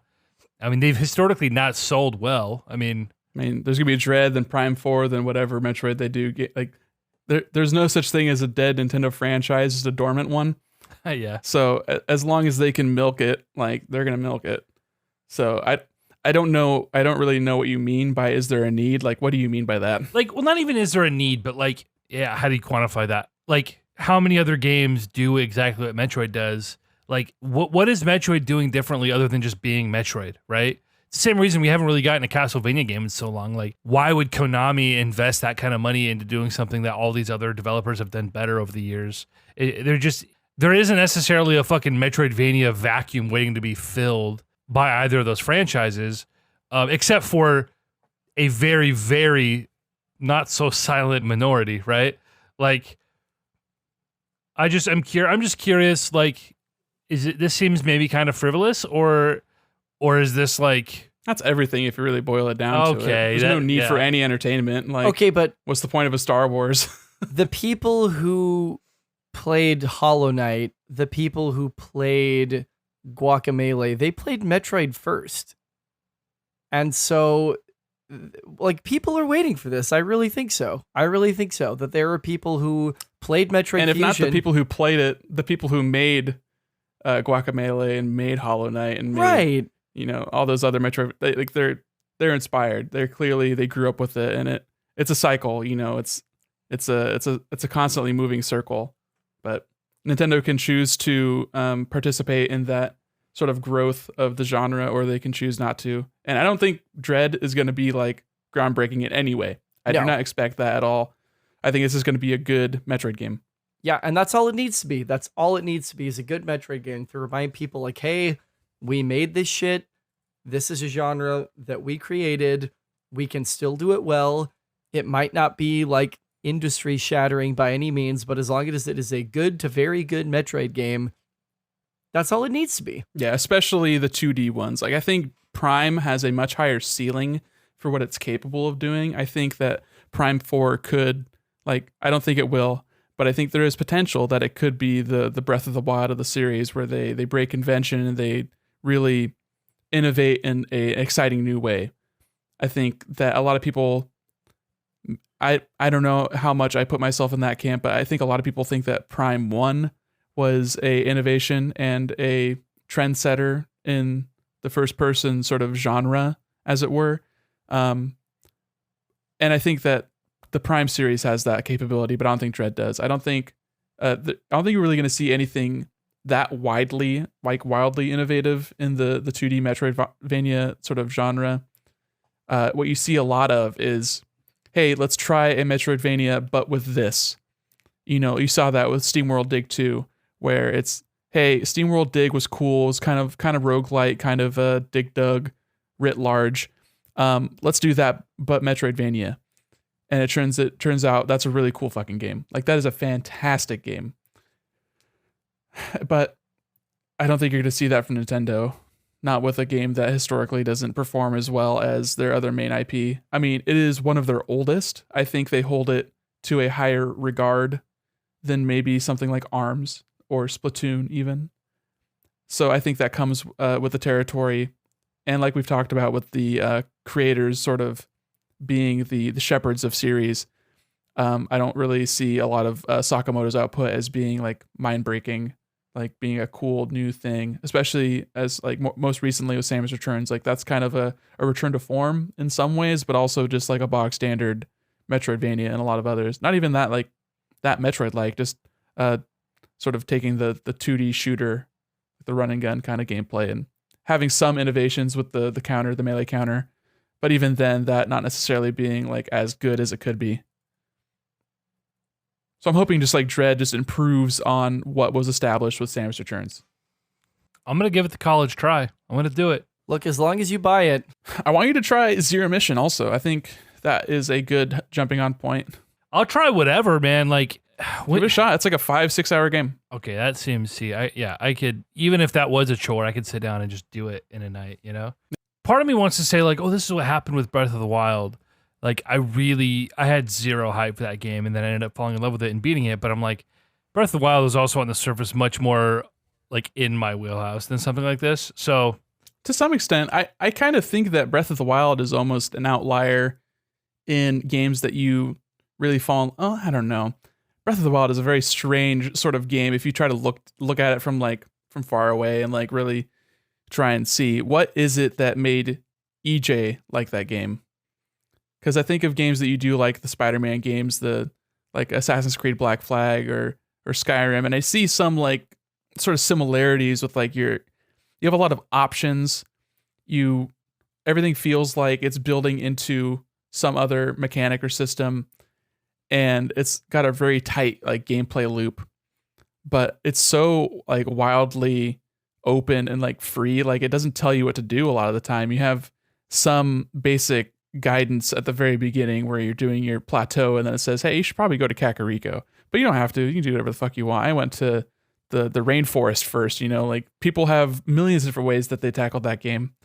So I'm not sure what about it was the thing that captured you, especially with your very on and off sort of relationship with Zelda to begin with. Like you really liked Wind Waker, but I think that may be the only other Zelda game that really captured you. You know, so here's what's funny about like my taste in games, and it's one of these things that like I very much in my day-to-day life, I need direction. I need to know like what my goal is, but I do not want to be told how to do it necessarily. And I don't know. What do you want for dinner? What I mean, I want to like, it's like playing with bumpers at the bowling alley, you know, like right. I'm trying to get the strike, but like, I just need just enough but I'll figure it out. And in open world games, when I play these games like Skyrim or Black Flag, like you mentioned, or like, even why I like Wind Waker so much, you know, it gives me all this freedom, but it doesn't penalize me for not doing things in the right order or for going back and doing X, Y, or Z. It really is just like, hey, you can do this thing or you can go off and do this other thing and you're still going to get where you need to go, but you're doing it your way. And that sense of like discovery and adventure is what appeals to me. Or a game like Horizon, which is definitely an open world game, but more linear than an Elder Scrolls game or whatever. Your game is greatly enriched by really slowing down and hitting every little detail along the way. But like at no point are you gonna be like, damn, I really got penalized for not, you know, in the way that I feel like in a Metroidvania game where it's like you were not experiencing the game properly unless you take note of every little nook and cranny and make sure you go back and do this. That's how I felt playing Guacamelee, which I thought by like most metrics was freaking awesome, right? But it felt like such a chore to me, you know? So I don't know, like, because if you really generalize it, it's like, well, it's all the same fucking thing. Games are all the same. But like, you know, which is, I guess, true. But I'm trying to figure out, like, well, why does this one thing not appeal to me, but the other one is like, that's my shit, you know? I don't know. I want to like more things, you know? I want to have more reasons to chat with my friends about things we like. Yeah, and I wonder if, like, how much of that is explicit guidance versus implicit guidance. Like, there is a lot of, like, abrasive hand-holding in some games that I can find distracting and diminishing to the experience. Sure. I think a lot of my favorite games are very light in that aspect. Like, it's a meme, but like just talking about Dark Souls is a meme, but Dark Souls does a fantastic job, in my opinion, of saying, here's what is like what you're supposed to be doing, but you just got to just go do it. And then you go and do it, and some of the games are more linear in that like you can't really go off the beaten path and get lost necessarily. You can get lost in like an area, but like once you go to a different place, you're in that place now. And just a lot of the story in general, like that game is not into telling a story, and I appreciate that too. But I don't know, it's knowing what you like in a game, I think, is a difficult thing to figure out.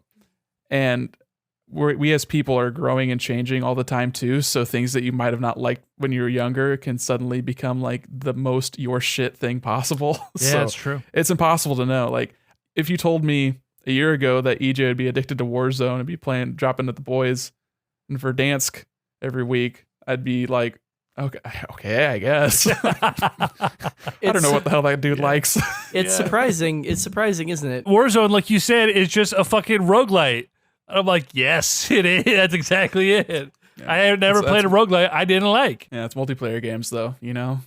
Every time you play, it's different because you're playing against different people. But I'm also, it's a lot easier for me to just be into whatever when I actually have an active play group of people who are excited about the game. It's way easier to get excited and want to get on and play. And you know, I just spent 18 months completely locked in my fucking 2-bedroom house, you know? The only reason I didn't absolutely go crazy and fucking kill myself was because I got to get online and play with my friends almost every night for 18 months. Yeah, the way you draft in these new sets of Magic, I mean, Don't get me started, one man. step closer to the edge. Don't get me started on the drafts. Oh my gosh, what a money sink. I'm just addicted to the draft, dude. I'm addicted! Drafting Magic is the roguelike of Magic. It's so fucking fun, and I wish there was a cheaper alternative. Like even honestly, just buying cards and playing with my friends would be just fucking cheaper than what I am doing, drafting literally once or twice a day. And it's like, oh, if you go like 60% win rate, you'll go infinite and you never have to spend a dime. Well, guess what? I am like barely at 500 on a good day. All right. Like, and I'm just, you just dump every week. It's like, a few more gems wouldn't hurt. Yeah, they don't want you winning too much. You know, the house always wins. But I'm not playing the house. I'm playing other weird sweaties in Japan at 3 a.m. Okay. Well, maybe you should stop playing at 3 a.m. Maybe if you had like a normal day cycle. I don't want to hear it from you, Mr. Normal, not normal day cycle. Hey, I have a full-time job. Listen, I heard you applied for a day shift. I like that shit. See how that goes. I had my interview Friday, not this last Friday, but the Friday before that. So hopefully by this week they'll let me know if I'm in it or out of it. Dude, that'd be tight. They got a fucking interview, like. Yeah, seriously. Oh yeah. It's like, dude, I've been here fucking 10 years, man. Just like, give me the day shift. Get this man off a graveyard. I know. Do you get? Is there a raise for switching to day shift? Well, yeah, the position I applied for is like a shift leader sort of thing. It's a leadership position. Okay. So yeah. So you're like, okay, I see. That's why they interviewed you. Yeah. Okay, sick. If I was just transferring, I mean, they have less people driving on the day shift anyway because a lot of the forklifts are being worked. That's when they get worked on. It turns out, like it's when the mechanics and engineers are actually there. So less opportunity for the grunts like me to actually drive in circles with them. Sure. Dude, I hope you get it, man. Yeah. So Chris, back on the Prime shit. We were talking a little bit in the group chat and remind me again, when was the last time you played the Prime games? I think you talked about you played Prime 1 recently, did a 100% run. When was the last time you played 2 or 3? I was still living in California, so I think probably it's been like 6 years since I played Prime 1. And yeah, when I replayed it last on the Trilogy Edition on the Wii U, on the Wii, but I played it on Wii U. I think I did it in 8 hours and needed to guide like 2 pickups. I got almost everything from memory. And Prime 2, I got like 3/4 of the way through, and then stopped. But I think like I played Corruption 3 times. Yeah, I played it like 3 times when it came out. I beat it on hard so that I could unlock hyper mode, and then I beat it on hyper mode. Which was fucking hard. I feel like that'd be kind of a slog. I mean, the two things that I distinctly remember being really, really fucking difficult were that first really early sequence where the flying pirates are like pulling the levers and you have to like get all three of the levers Oh flipped. god. That sequence Yeah. sucked. That was awful. And That was like fair. That's not that early. That's like maybe a third of the way through the game. yeah, that sucked. And then the last Dark Samus fight was really fucking hard on hyper mode. Really, really fucking hard in the best way. But it's been a long time since I played Corruption because it didn't really vibe with me. The whole vibe of the game just felt very un-Metroid. It was very, speaking of ham-fisted, it was very ham-fisted where they're like, here is badly voiced dialogue about plot that is happening. Samus, please save us. And then off they go. And like having 3 bounty hunters that would later become bosses. And I'm like, why didn't you use the hunters from Metroid Prime Hunters? Like, why are we getting new characters that are basically just like Walmart versions? Well, that game wasn't made by Retro, so that wasn't their baby. So they had to introduce their own hunters. I mean, whatever. It was still a dumb choice. Yeah, I agree. You're expected to give a shit about these characters and then be like, oh, there's supposed to be like pathos to this, but there isn't. And also, I literally like, there's like, lore scans that you can get for the 3 hunters, and like, one of them is like Rundus, the ice guy, is supposed to be like, he's always so full of himself and he thinks that he's the best hunter and that you're his like main competition, blah, blah, blah. And then like in the gameplay, he's like the homie, and during that first mission on Norian where you have to take out the power generators or restart the power generators, like, oh, I'll take care of B if you take care of C. And then he's just like a cool homie. And then you have to fight him. He's the first one that you fight. And you're like, this is like, I feel nothing with this fight. And then there's like an overwrought kind of FMV cutscene at the end after you beat the game where Samus is like sitting on a planet and like thinking about, oh yeah, those are the hunters that helped me out at the beginning and then I had to fight and kill. Okay, I'm going to transform in Zero Suit and go in my ship and away we go. Thumbs up to the Admiral. It's pretty funny. Pretty funny. But just like as far as like gameplay and like the design of the levels and everything, I think that Corruption is probably second only to Echoes. I think Echoes probably has the best map design out of the 3 games. My only like major complaint with the maps in Echoes being that the overworld area is too visually similar to the wastes. Yes, I agree. And that's just like 2 different. It's just 2 deserts, and the desert areas in all the 3D's Metroid games are pretty fucking tired. Metroid Prime 3 did something that I want them to do more of, and that I'm hoping to God they do in Prime 4, where they gave you a whole bunch of different really distinct worlds to travel to, and they basically amounted to like beefy versions of single regions in like Prime 1 or Prime 2, right? Like one of the planets would be like Agon Wastes or Phendrana Drifts, which by the way is like probably the single most impressive area in any of them. Phendrana Drifts, like soundtrack is, man, I would go to sleep listening to that soundtrack. It's just absolutely unbelievable. Anyway, I digress. But I mean, I know that you said this in group chat, Nick, and I think that I stand by what I said, which is that you are one among few that you're willing to look past all of the stuff that makes Metroid Prime 3 not feel like a Metroid game or even a Metroid Prime game, and I can't look past that. It's just really narratively jarring to come out of these like really lonely, interesting, introspective experiences and get dropped into Retro Studios trying to make a sci-fi epic. Like, it just didn't make any fucking sense to me. Like, even the soundtrack, like a lot of the big score pieces were just so generic and bad. Like it's pretty bad. And so I can't get past that, in spite of it, like, to me, controlling very well with the Wii controls. And like, I had been asking forever for, yes, I was the one that the grapple beam weaponry was for, that I'd been asking forever, like, give me a grapple beam that I can like whip onto people and rip their shields off and like hit them with it and stuff like that. And they gave me that. And I liked interacting with the world. It was badly utilized though.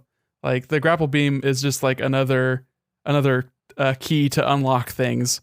and you occasionally use it to fight some flying robots in Skytown and to take the shields off of and you don't even have to. You just go hyper mode and fucking blast them away. The space pirates that have shields.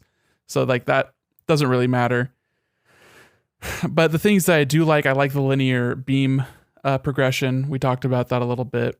Whereas in Prime 1, that was like my biggest downside, is like switching the goddamn beam all the time sucked to open the doors. It's like, I have the thing, just let me unlock the door with whatever beam I have out. And then the color-coded enemies is just like lazy and like poorly implemented.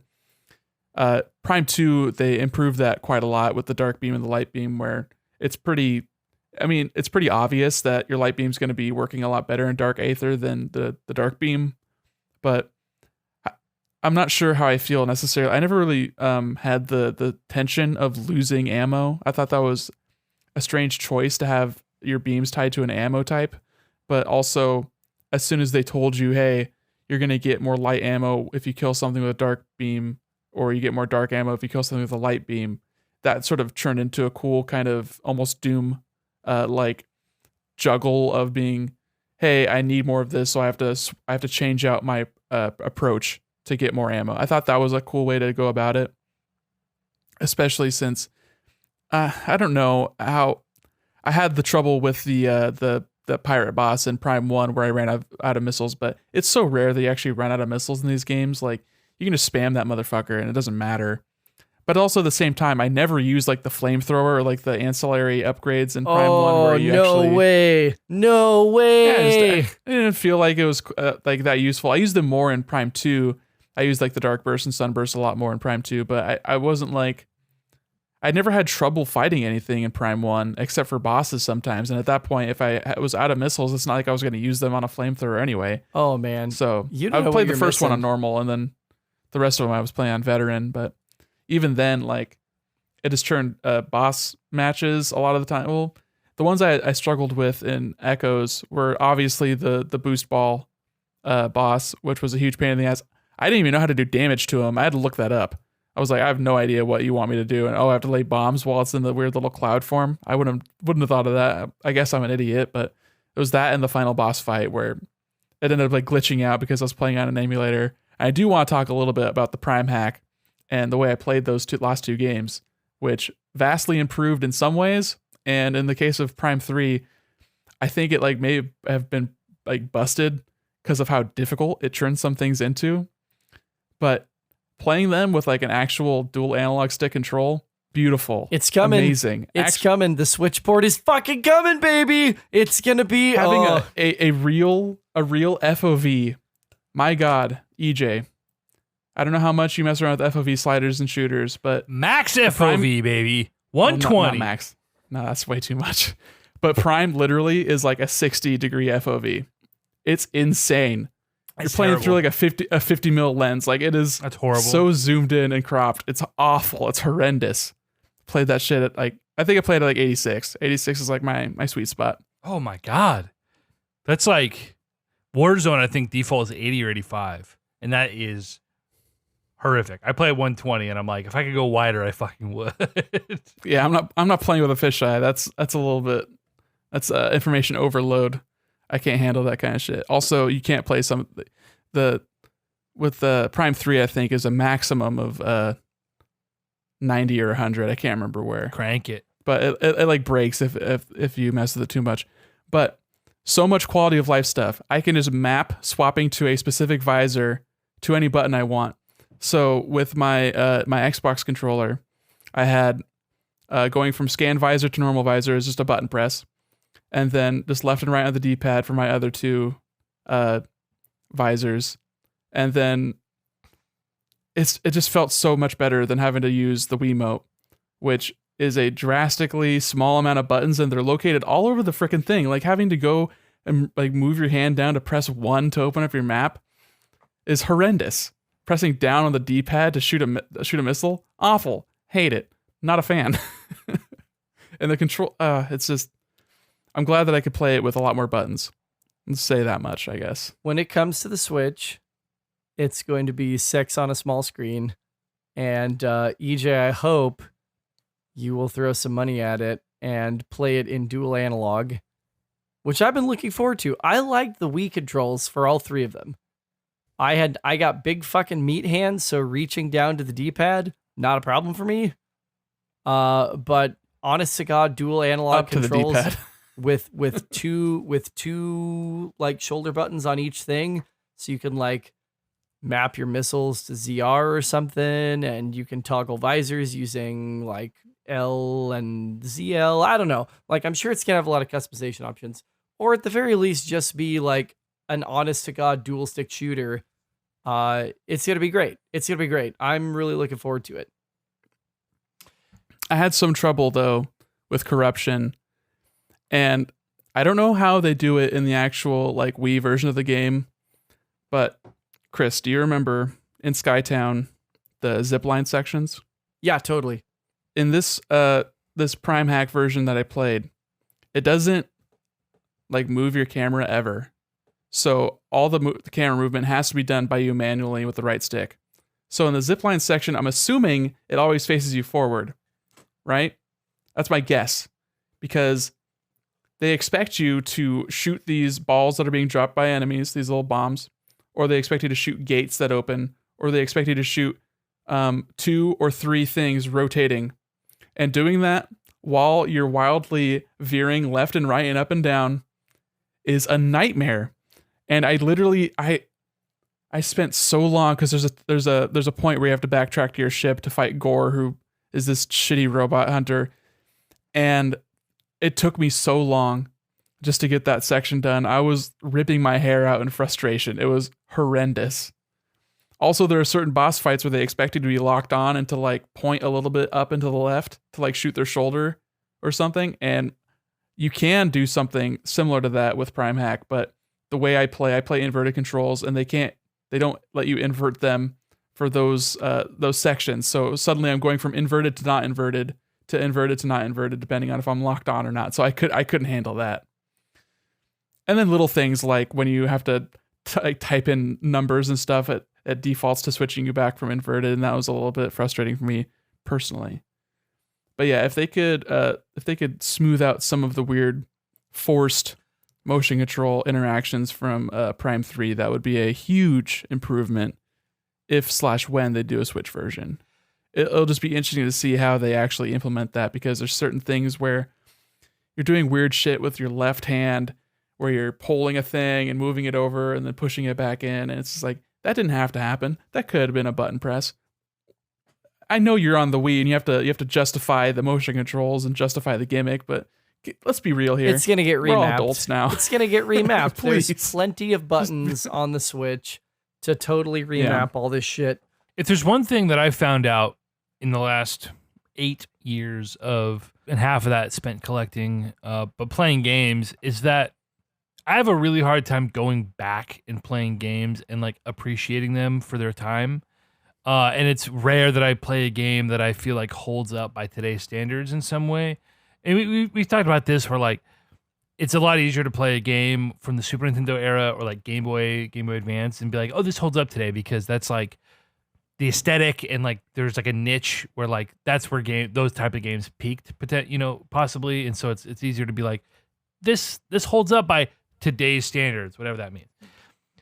Whereas like it's harder to go back and play a game like Metroid Prime and be like, yeah, this is enjoyable.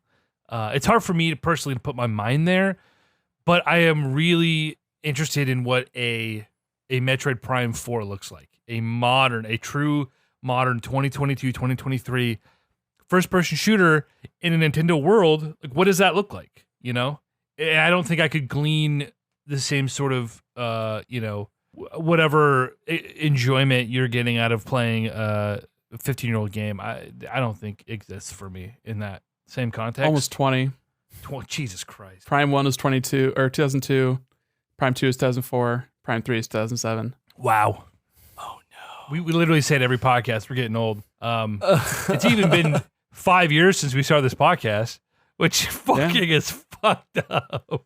Yeah. We haven't even hit 100 episodes yet, goddammit. I think I have a much better time going back to older games and experiencing them for the first time, or re-experiencing them, than you do. Especially like GameCube era stuff. I think I'm pretty generous with them. Not hopefully not like overly so, but I liked these games. I had a good time. I would not ever be so bold as to say they're like that they're great by today's standards or that they hold up. I mean, I had to do a lot of like weird hacky shit just to get 2 and 3 to be a more enjoyable experience than I had with 1. Yeah. 1, I don't think I had like a bad time playing with the Wii controls, but it was a little bit frustrating because I had to. It's strange because with the Wii U, you go through the settings and you can only go through the settings with the gamepad. And through those settings, you can change your sensitivity that the Wiimote has. And I don't remember how like easy it was to like A/B test between sensitivities, but I had to finagle with that. And then there's a built-in like in-game sensitivity for like your turn speed. Basically, it sort of determines that. And I remember wanting to play with like their more hardcore turning method, but it was way too finicky and it was too like jolting, and I couldn't get it to work right, so I had to turn that down in the game. But a lot of trouble that I had was just like looking around was difficult with the Wii remote in my setup. Like I don't know like what extraneous sort of circumstances contributed to that beyond having my sensitivity, like changing my sensitivity on the Wii U and then the sensitivity in the game, or like what the sweet spot for that is. I could have probably messed with it more and got it like more nailed down, but and then just struggling with the emulation through Prime 2. Had a lot of trouble with the emulation there where I would get like huge frame drops when I was looking at the map because apparently the map is like wildly unoptimized, where it is literally the size of the map that you're in, but just zoomed out really far. And that's the way they did their cool like wire grid geometry map that EJ you would recognize from Jedi Fallen Order because they stole that whole cloth from Metroid Prime. Oh, really? Okay. Yeah, that is like obviously the inspiration for that. I loathe that map, dude. I loathe it. Yeah, you would have a bad time with the map. I hope they fixed a lot of things with the map. If like when they put out Prime 4, it's cool. It is the best way probably to show the information of like where things are relative to yourself, and to give you like the control to rotate and move it around, because the Metroid games are sort of maze-like in their design by design. Like that is what they are. They're very, very much so mazes, and like finding your way and like remembering them and learning them is part of the fun of the games. So I think that the method in which they show you is the best way they can do it, but navigating the map in the map screen is subpar, and there are very big glaring omissions in, like, if you have a map, say there's an elevator that goes somewhere and it tells you where it goes, you should be able to like say, hey, okay, now let's go to that part of the map.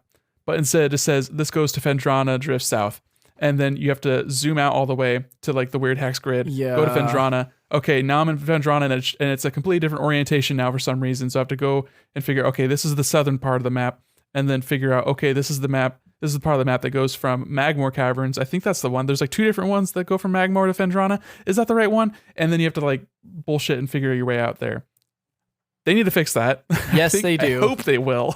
They really, really do. Yeah, I remember that. That made the forced backtracking in Prime 1 much more annoying for me personally, being like, oh no, I just spent 10 minutes going the wrong way because this map is asinine. Yep. And I've walked through Magmore 10 times. This place sucks. It's so boring. It's just a tunnel of lava. Boom, boom. Dum dum dum. It's just toms and grunting. I mean, yeah, you know, Lower Norfair is iconic, and like, there's no lava place in a Metroid game without that sound now. But I don't know. They can do better. So they can do better. I hope they do. A few things, one of which we've touched on already, where you said that I should play Zero Mission as like a good place to start, just to wrap my head around the Metroid experience. Yeah. But I'm curious. I think more zealot Metroid fans would jump to recommend Super Metroid, and I think that Super Metroid in general is a greater game, but I think Zero Mission would speak more to your sensibilities of having quicker movement and a more rapidly rewarding system of doling out meaningful upgrades like right away and telling you where to go and being more narrow at the beginning and then sort of like expanding out more gradually. If he plays Super Metroid, he's never playing another Metroid game, and it's just because it's more obtuse, and I've played Super Metroid, to be clear. I have played it. I can't remember how far I got. I played it for a few hours. This was back, it's probably 2013, I want to say. And obviously it didn't grip me enough to keep playing. But so Zero Mission, I want to give it a shot just to get a taste here. But I'm curious, Chris, like Metroid seems like a pretty vast yet inconsistent franchise. What's your favorite game, and what from that are you hoping Dread does? Because like I know there are people who like only give a shit about the Prime games, right? Because of that generation, the GameCube generation, right? Yeah, they're whole different genres in a lot of ways. I mean, it's a 3D game versus a 2D game. yeah, I mean, I think that it everybody asks like, what's your favorite 2D Metroid? What's your favorite 3D Metroid?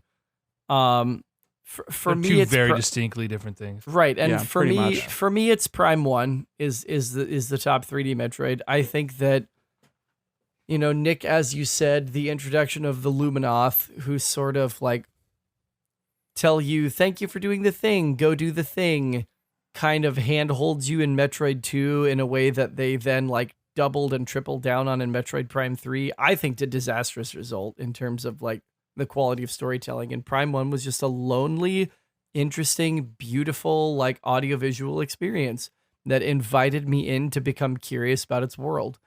And in terms of 2D, it's hard because I have such a place for Fusion in my heart, and I played that game a number of times.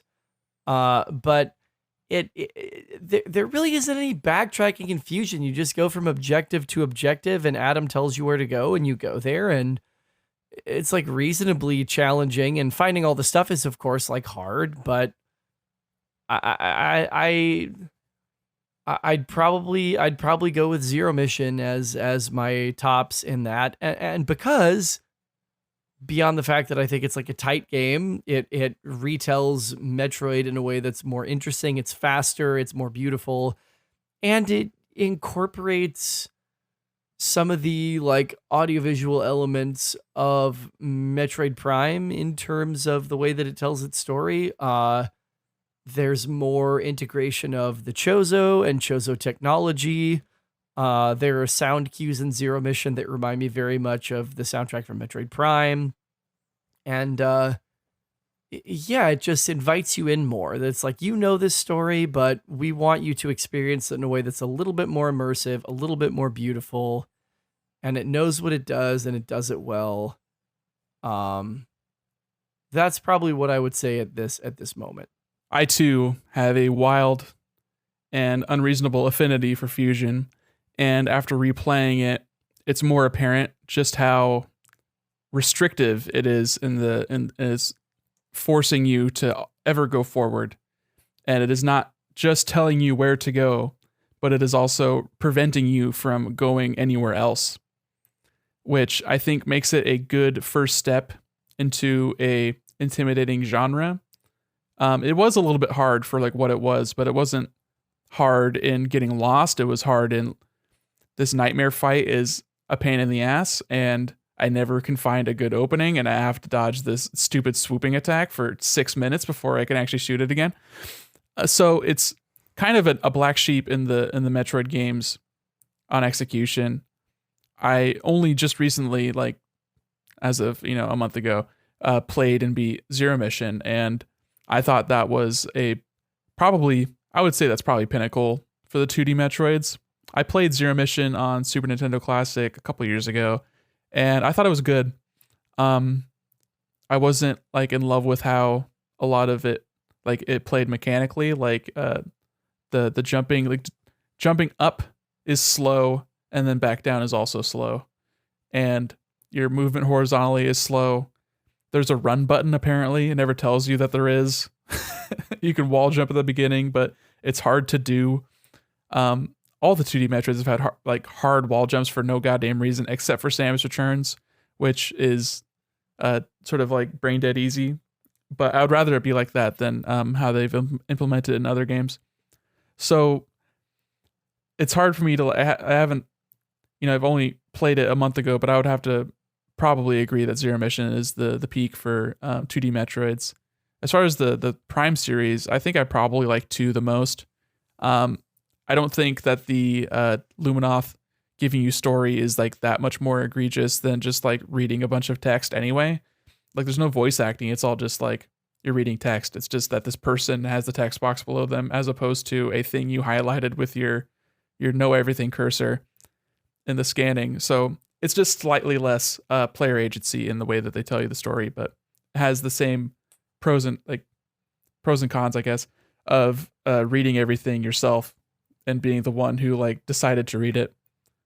And then just mechanically, it's just way more better. It's just way better than Prime was. Way more better. As way more better. The ammo system in Light and Dark is not that bad. Just having 2 extra beams and then the Annihilation beam being the combination of the 2 was fine. And I thought the boss encounters were more engaging, despite you just fighting really big ing like all the time. They all had like really interesting ways they implemented that, and the bosses in Prime 1 were pretty like boring and like nondescript, and besides a giant slog of a Metroid Prime boss fight at the end where you just fall through the floor a bunch of times, there's nothing memorable about them really in the end of it, which is unfortunate. Like you think about the big boss fights in like the 2D games, and those are like huge pillars of like memorability, and losing that in the 3D games is kind of unfortunate. Well, I don't agree that they're not memorable. I think that what made the Guardian fights in Prime 2 interesting is seeing your own abilities used against you. And trying to figure out like, okay, so if this ing has my boost ball, like what does that mean in terms of the way it's telling you something already about the way it's going to interact with the world and interact with the environment and try to hurt you and make you think about, okay, how do I kill this thing? And I don't disagree that 2 is like mechanically better.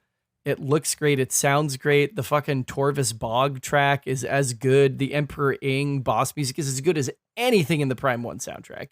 It's a banger soundtrack. The music fucking slaps. But the Prime 1 bosses, I do not agree at all that they're forgettable. And maybe it's just that they've imprinted so strongly on me, but like I remember the first time like getting in to fight Flahagra and fighting it and going, okay, I fucking killed this thing. Right. If you say Flahagra one more time. No, that is one of the more memorable boss fights, the big plant guy. Auto Flahagra asphyxiation. No, yeah, so there you go. Good. And but just like knocking the sundials down and going like I've killed this thing, and it stands up and it just gets bigger and bigger and bigger, and it's like fuck, just early entry level fighting TARDIS, like the rock boss, like right after you get the thermal visor and being like, okay, I gotta find the rock, I gotta like stay out of this guy's reach, like where's his weak point? Like I don't think that bad, I'm always disappointed that Kraid is not a boss, but I don't know. I didn't think they were that. I don't think they're that bad. Just because Prime 2s are better, I don't think that theirs are bad. Yeah, I just think that like if they're not great, then like they're not good. Like it's just not like it can't just be okay when everything else in the game is above that level. Like the weaknesses turn into much larger weaknesses by comparison. So I think in Prime 2 they're just a lot cooler. Also, just the areas in general are a lot cooler in Prime 2. I really liked. I have a hard time remembering because I just play all these games back to back. But like Aegon Waste was cooler than, well, the Sanctuary area was just cooler in general. Or not Sanctuary. What is it? Is it Sanctuary? The overworld area in Prime 2 is cooler than the overworld in Prime 1. Sanctuary Grounds. Yeah. And then I get it mixed up with Skytown, but like the robot area in Prime 2 is really cool, and like the way they laid that area out and you're just like zigzagging. Sanctuary Fortress, top tier. Yeah, it's so cool. And then the dark versions of these areas, it's just the way they contextualize. And I thought actually the I don't remember what they were called, the keys, the Dark Ether keys, in 2 were a much better implementation of what they tried to do with the artifacts, the Chosen artifacts in 1. I'm really glad they didn't have something like, well, it was like more optional in 3. They had something similar with the energy cells and going back to the GFS Valhalla. So I like that they kept that sort of idea, but then implemented it in a better way. I think that, I don't know, I need more time to like absorb it all, but I think my order might be 2, 3, 1 as opposed to 2 and 3 for Prime. Wow. That, man, yeah, wow. I don't know of any other person that's played these games that would put 1 at the bottom of the hierarchy. I respect that. Like your takes are substantially well defended. I respect that. And we haven't even talked about like, and this is a very short conversation of like the suits, like having interesting versions of the power suit and the various suit and like Samus's different suits goes a long way for me, at least as a kid. And yeah, and I think Prime was way too safe with that. I mean, you got the cool like kind of, I don't even know how cool it was, like the phase-on suit at the end. It wasn't cool at all, and that's just it. This is like black and gray version of the various suit. Prime 2 had some fucking amazing suits. Like the dark suit was the bold. light suit looks super alien. Oh, it's amazing. It's like a fucking Apple product. Like it's just sleek and weird. Sexy and cool. And I was like, oh my fucking God, like this is it. It was right like here. the 3, like the whole, like the motif of like the 3-pointed holes kind of reminded me of like the internals of a Metroid. And I think that, yeah, the light suit is probably like the most radically different that they've really gone in the Prime series, especially. I thought the PED suit was like another overly Western, like what if we made Samus look even more like Master Chief to an extent, but I also thought it was like a really appealing like color way of the suit. And it was cool how it progressed with her level of corruption throughout the game and turned more dark and more blue. And even when you get the hazard, the hazard stuff where you get the hexagons on your shoulder, like it still just like kept progressing, and like the way the morph ball changes as you keep going and growing into that as well, had some like cool progression to it. I thought it was strange that they radically changed the gunship in Prime Corruption, and I wonder if that was just a matter of, hey, you're actually going from planet to planet in this game, so you're going to be like interfacing more with the gunship and actually getting gunship upgrades, which I thought was like really cool and like a really interesting way to be like, hey, this is all locks and keys, but here's something that interacts with something that is as iconic as Samus herself in her gunship, which is, in most other games, it's just her head, but big. So I thought it was cool actually getting like the ship missiles, and like there were some cool puzzles on not Norian, but Brio, where you're moving stuff around and picking stuff up and putting it somewhere else. I really thought that was a rewarding sort of use of backtracking through an area and seeing, oh, this thing can go somewhere else. Where should it go? Oh, it's this power generator, and it rotates this thing, and you get an energy cell, and then you get to go back to the Valhalla. It was more, here's not just a reward for doing the thing, but here's something it was more of like a trail, like a breadcrumb trail. And I thought that was really well implemented actually in 3. Oh, totally. And that was the gunship was the very first thing they showed of the whole game at E3, like in however many years ago, is it was just a single shot of Samus coming over. Probably like an early rendering of Phase of the last planet, standing on top of the new gunship design, and then like maybe a title card and maybe not even a title card. I just remember losing. Yeah, no, they didn't have the name. They showed Prime 3, I think at E3 2005 or like maybe Space World 2005, like 2 years before the game came out. Just when I was reading through the history, and yeah, I think you're right that it was a very short, very brief section of not like in-engine footage, just to announce the game, and then I think they showed like a brief snippet of in-engine footage the year after that, but it wasn't until, I don't think they even gave a name for it until 2007, maybe early. But yeah, I don't even know how I feel about the whole phase-on sort of arc.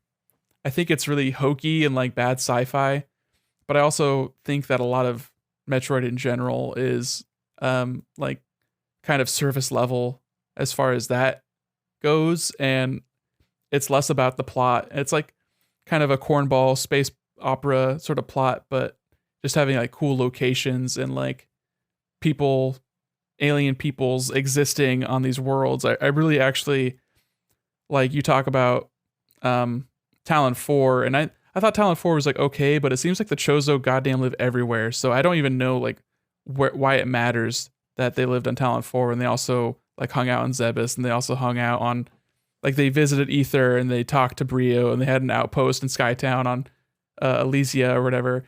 So it's like they were ubiquitous, they were everywhere. Yeah, they were a galactic power, and they had tendrils everywhere. So that's why I thought it was cool, like learning about the Luminoth on Aether, and like learning about the Reptilicus or whatever they were called on Brio. Like I think that's more cool to have these like singular sort of conflicts as opposed to like, oh, here's another Chozo conflict, but we never see them. It's just as bad as having like a bunch of humans be the Galactic Federation, Well, where it's just like, so it's just the space army. Like, who gives a shit? We're gonna see more Chozo, it seems, and that's good because they've got At least one. Well, they've got more to come to account for, and when you 100% Samus Returns, small spoilers for Samus Returns, you get some art cells, or images. I guess I should say they're not art cells. That strongly imply that there were two warring factions within the Chozo, and that one of them sold the other out to the space pirates. Yeah, and it's weird because I think the space pirates are technically extinct as well. But, or maybe they're just going to get cloned by the Galactic Federation, just like every other goddamn race does. So what does that even matter? I mean, there's no stakes in this story because you can't kill something off because it's immediately brought back. It's, it's a problem with any long-running franchise, but it makes me care a little bit less about the fate of the Chozo because, like, yeah, they're so mysterious, but the more we learn about it, the less mysterious they are. So it's kind of a double-edged sword, right? Right, we'll see. I think it's just a problem with storytelling and this sort of medium. Anything else you guys want to touch on before we scoot on out of here? I don't know. I might not finish Samus Returns. I'm not sure. I don't know how much it's gripping me. I'm playing it also on an emulator because I'm not going to play it on a 3DS. But it's interesting, especially after playing Fusion and Zero Mission so recently. Playing Samus Returns and seeing Metroid Dread and like wanting to experience how they're likely going to feel similar mechanically. But I look at the footage of Dread and I see how zoomed out it is, and that makes me so excited because Samus Returns is very tightly zoomed in. I think that's a problem with a lot of Metroid games. I think it's the biggest problem with Super Metroid and Metroid 2 on Game Boy. But Dread is actually like zoomed out and it feels like you can actually move. So I think Samus Returns, like, you move pretty quickly, but you're stopping and starting all the time because every single enemy you run into suicide bombs you because they want you to melee counter everything. And that's annoying because I don't want to fight everything. If I've been through this area 10 times, I'm not going to stop and fight everything and get no health back. I just want to run past stuff. But they make it incredibly difficult for you to do that in this game. And that's like a stumbling block for me. And also, I just got to a new area and I don't have the grapple beam, but they want me to have the grapple beam, and I don't know where the grapple beam is. So I'm either looking that up or I'm just backtracking through every single area trying to figure out where I want to go. And it's just like not as fun to do that when everything is just trying to like literally just like jump at me. When other Metroid games, like you'll have Endemic Life that's like scooting along and you just like jump over them, ignore it, or you can like shoot them and farm for missiles or whatever. But they want you to fight everything, and it's just not very fun. Thematically, it makes sense. I don't blame you if you don't finish it, but SR388 is literally everything there is trying to kill you. Like it's different. It's different. Yeah, than there's no Zebes. like different. There's no different enemies than any of the other games, so it's like it doesn't really matter. Like you get the little froggy jump dudes and like the dive bomb bats, and it's like they've had those in every other game. But it's interesting that they gave you the spider ball like immediately, and then they also give you the ice beam immediately, and they don't like prevent you from like really going anywhere except for bespoke doors that you can't shoot until you get an item upgrade. And that's less interesting to me to like shoot a different beam at a door and unlock it than it is for me to traverse the world in an interesting way that I couldn't before. So I think I would probably like the game more if I got the ice beam later and like the spider ball later, and that kind of thing. Metroid 2 is not great. It's the worst game in the series for a reason. And I think that they did Herculean work just to get it to be like playable and enjoyable at all. But ultimately, it is an extremely straightforward experience in which they're like, keep shooting things and keep going down, and that's the whole fucking game. Yeah, I got to kill the 40 Metroids. That's all there are. Now, if that is not a great way to sum up the Metroid franchise, I don't know what is. Oh, hey man, Metroid Dread, you're actually going up. Listen, I am excited for you guys. Like we talked about last time, just Chris, you getting your moment here with the announcement of Dread, and then Nick seeing you like this stoked about it that you're like, I'm gonna deep dive on all these games because I'm getting hyped on the fucking new one. Like, that's cool. I haven't seen you be hyped. Yeah, it's about a hole. something like It was a hole in my catalog that I'd wanted to fill for a long time, and this was just like the inspiration to finally go do it. Like, I've owned Metroid Prime Trilogy forever, you know, like it's not like I haven't touched those games or had the desire to play them. I just never went through with it.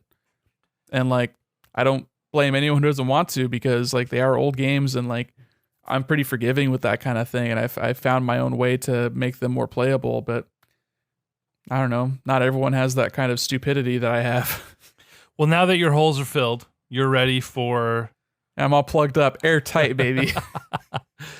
Chris, when does Dread drop? Give me day and date. What are we talking? October 8th, same day as the OLED Switch. Oh my. All right, that's right around the corner, man. It's right around the corner. So Right down the corner. right down the street and around the band. 2 months is before that? Isn't WarioWare September? I think. I couldn't tell you.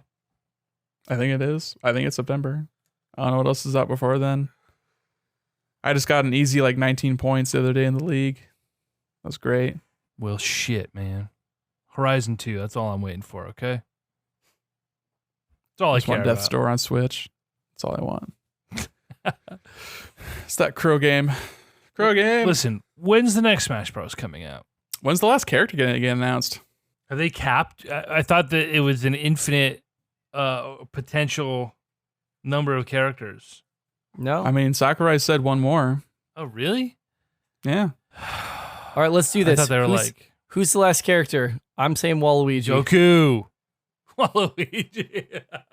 Goku is more likely. It's Raichu. Raichu. That actually like makes a lot of sense. Like no one will be happy about it, but like, oh yeah, that makes sense. Or another Link. Oh, Okay. no. Do you have a real guess or just... No, I only shit post. I'm not going to put my life on the line for a Smash Bros. Character. 1000%. Listen, has there been a more maligned evolution outside of fucking Raichu? Like, nobody fucking likes Raichu. He's the shitty Pikachu evolution. I you like know? Raichu. I have his fucking Of trading card. course you do, you fucking contrarian fuck. I have his trading card in my wallet. Suck on that. The original fossil card. I'll fucking get it right now. I swear to God, I'll get it right now. Was it the one with the Ken Sugimori art, or was it the other one? I remember there was it's a like couple. wrapped up like in the middle with little lightning bolts on the Okay. inside. I think it's Sugimori. Okay. No, but like anybody who played any fucking Pokemon game, not yellow version, where they were abusive to you and were like, Pikachu doesn't want to evolve. And I'm like, it's a fucking semi-sentient rat and I am its master. I don't care. Raichu was so fucking OP. You could get Pikachu in Viridian Forest and absolutely trash Misty. Like, it is the play. Because no one likes Bulbasaur, so who the fuck's going to have him to use on Misty? The play in Red and Blue is to get a female Nidoran. Yep, Strongest Pokemon in the game. double kick. And it can learn the elemental punches. It is the most OP Pokemon in that game, and it's what all the speedrunners use. Or at least they did a few years ago. The meta may have changed. But I did a speedrun. I think I may have beat Blue in like 3.5 hours or something. Not exactly speedrun by speedrun standards, but yeah, bro, Nidoran. That's where it's fucking at. Nidoran stan over here. Also a lot easier to find than a Pikachu with like a 5% find chance in the Viridian Forest. I would always just get like a Caterpie and try to get it to Butterfree and get confusion. And I was like, I'll just ride the psychic wave for a while. I feel like Nick and I are two polar opposites when it comes to how we play Pokemon games. I'm just gonna catch the strongest Pokemon I can and hold off until I get some legendaries. And Nick is like, I'm gonna go grind a fucking Metapod for 3 hours. Hey man, it doesn't take that long. It gets to Butterfree by like level 10. It's pretty early. I think it gets Confusion at like 12. It doesn't take that long fighting Brock. I'm telling you, let's go. Better that than like trying to get a Pidgey, you know? Changed everything. I'm all about that You fucking find- grind, okay? You can find Pikachu's real easy and Let's Go. They're everywhere. I'm okay with it. I always had a female Pikachu as one of my main Pokemon in like all the games. That's one of my go-tos. You gonna get that Pokemon this year? Yeah, I am. I don't have any feelings about it. It's like, yeah, I'm going to. Just to It's a good see, sign. you It's a know. good, you didn't have a lot of feelings about Let's Go either. You're like kind of like unhappy that you're getting it, but then you ended up loving that. So Well, I was that's a even. good sign. I don't even think I bought Let's Go day and date. I can't remember why I ended up buying because I was so unhappy about it. And then I ended up I getting thought you it. did. I don't know. Did I buy? I honestly I don't have any recollection of how it transpired, but obviously I fell in love with it. The newest one, Sword and Shield, I had no plans on buying, and I didn't buy. My buddy bought the dual pack and gave me one of them, and I played. I think I beat the first gym, and it also wasn't for me. So here's the thing. What's so funny, and I had the same experience with Omega Ruby Alpha Sapphire, where like I think I probably played Ruby Sapphire as a kid like the most out of any of the Pokemon games. But like I don't really, I remember more of it than Diamond Pearl, which I also played several times, played Platinum as well in high school. But like I didn't remember Ruby Sapphire well enough to enjoy the remakes. I was like, this is not striking this familiar chord. I don't remember a lot of these places well enough to like for this to be like, oh my god, this is reimagined version of this place I know, the way I do with Kanto or Johto, right? Same goes for Diamond Pearl. Like I played so much of those games in high school, and I have these fleeting memories of certain things, but like it's just been so long, I don't remember it well enough to, I think, really enjoy this remake the way I would a Let's Go or a Let's Go 2. Like bummed about that. That's why I was like, oh, I'm gonna replay Diamond just to like really soak in the nostalgia, and then when I play the remake and I get to appreciate it a little bit more. But even that was like, that's too much of a chore. It's gonna get to the point where they're remaking like Sun and Moon in like 6 years. Fucking So that's gonna be kill cool. me, dude. If like, God forbid, in the next 5 years, I have a fucking kid, and the first Pokemon game that little bastard plays is fucking Pokemon Sun and Moon remake. Oh my god. What the fuck? Pokemon Shining terrible. Sun and Glistening Moon. Oh, stop it, you son of a bitch. Parents don't let their children play their first Pokemon game as Shining Sun and Glistening Moon. No, Hell no. you put a fucking Game Boy with no backlight in their fucking hands and a copy in red and blue, yellow if you really love the kid, and tell them this is how you do it. This is how you fucking do it. This is your introduction to this. You know, it's You so play funny. this with under the street light while we pass by them in the minivan, and that's Oh my that's God. how you play, or else. One of my most visceral memories of Gen 2, I can still put myself back there. I was at the coast at my grandma's she had a little trailer down on the coast, and I'm there with my mom and my brother, and I did something to get my Game Boy taken away. I had the turquoise Game Boy, I had my Pokemon Crystal, and I did something to lose it. And my mom put it like in the nightstand or some shit. So it's like, 12 p.m. I am 8, 9, 10 years old, and I sneak my Game Boy out, and the bed is right up against the window with some blinds. So I just pop open the blind, one single blind, I pop up, and the moonlight coming through the blind is just enough for me to play my Game Boy at the right angle. And so, but I have to be literally facing my mom. My brother and I are sharing a bed with my mom. And I literally have to be like, the Game Boy is right in front of her face. And so I'm playing this fucking game, and my mom wakes up, and I got in big trouble. So anyway, that shit is real. Far as from fuck. sly. Far from. And it's like, listen, like, I'm either gonna get away with it or I'm not. Like, it is what it is. Very low stakes. Yeah, I mean, I lived to tell a tale. Where were you in the game? Do you remember? Yes, my mind wants to say Cinnabar Island. That's obviously Gen 1. The island where you fight the fighter trainer. Yeah. I can't remember the name of that island. South of Olivine. I can't remember the name of it though. It's a Ecrutique? no. That's the ghost town. Yeah. Is there a The fight? dancing. Was there a fighting trainer in Gen 2? Yeah. Yeah. He was on the island. Yeah, he had like a polyrath, didn't he? There was a shuckle on that island.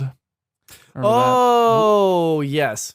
And there's the Ampharos lightning or the lighthouse with the steel gym leader Jasmine. Yes. She was Yeah. north of that. Who's the fighting Pokemon that evolves into like Makuhita or something? That's Gen 3. No, dude. You're thinking of Gen 3. Yeah, that's Gen 3. No. Makuhita evolves Gen into 3. Hariyama in Gen 3. Yep. You talking about Tyrogue evolving into Hitmontop? That's Gen 3. You get the Tyrogue from Kanto in Gen 2 Gen 2. instead of getting the Hitmonchan or Hitmonlee from the fighting gym in Saffron. Yeah. But there is a fighting gym in Gen 2. I know what you're talking about. It's the guy literally he's like training under a waterfall. Like it's that right. trope. And he has a Polyrath because that is water fighting. I'm really You mixing fight up him my- before you have to go down there and get the medicine for the Ampharos in the lighthouse where Jasmine is, so you can fight her, and she's got a Steelix and like maybe a Skarmory. I can't remember. There's not a lot of steel Pokemon in Gen 2. Cianwood. Cianwood. So it is the C. The Chuck. Cerulean got you mixed up. Yeah. Why am I'm seeing Makuhita in my head that There's another fighting gym in Gen 3 Yeah. on another island. Brawly. oh really? Yeah, and he's got the fighting psychic one. I can't remember. Was it Medicham? Medicham. All right. Bulbapedia, area north of the city. I want to know what Pokemon I can find over there because I have this very distinct memory of like catching There's a Shuckle. No. There's a Shuckle that you can rock smash and get on that yeah, island. I remember that. You rock smash. Yeah. And in Gen 3, I think you get either not Spiritomb, but the other one, Sableye, in around that area as well. I remember that very, very faintly. I played that game in high school, like 3 years after the fact. I didn't play Diamond and Pearl till like after high school, I think. Hold on. Uh-oh. EJ's on a journey of discovery. Could you catch other generation Pokemon in Heart Gold Soul Silver? Probably, yeah. Generation 4. Yep. There. Yeah. Are you getting You can Heart catch- Gold Soul Silver mixed up with Gold and Silver? You can catch Makuhita. I bet. EJ, your memories are now being overwritten by newer memories. Dude, that's the thing is like, In 10 years, you're going to think back about playing that Game Boy in front of your mom's face like an idiot at the beach, and you'd be like, I totally had a Medicham. that's the thing is like, I'm scared. I'm like, no, I know that the beach thing, I remember so distinctly. And I remember being on Cianwood. EJ, that wasn't the beach. Stop that it. was yesterday. Stop That was Stop in it. your bedroom. No, why? Sarah's like Oh, shaking you, trying to get you out of your coma. We've lost the plot. We've totally lost the plot. Oh my God, no, we're 3 hours into this fucking podcast. Yeah, We're going to get wrap this fucker up. Yeah, get me out of here. Get me some food. I need more alcohol and I need Preach. food.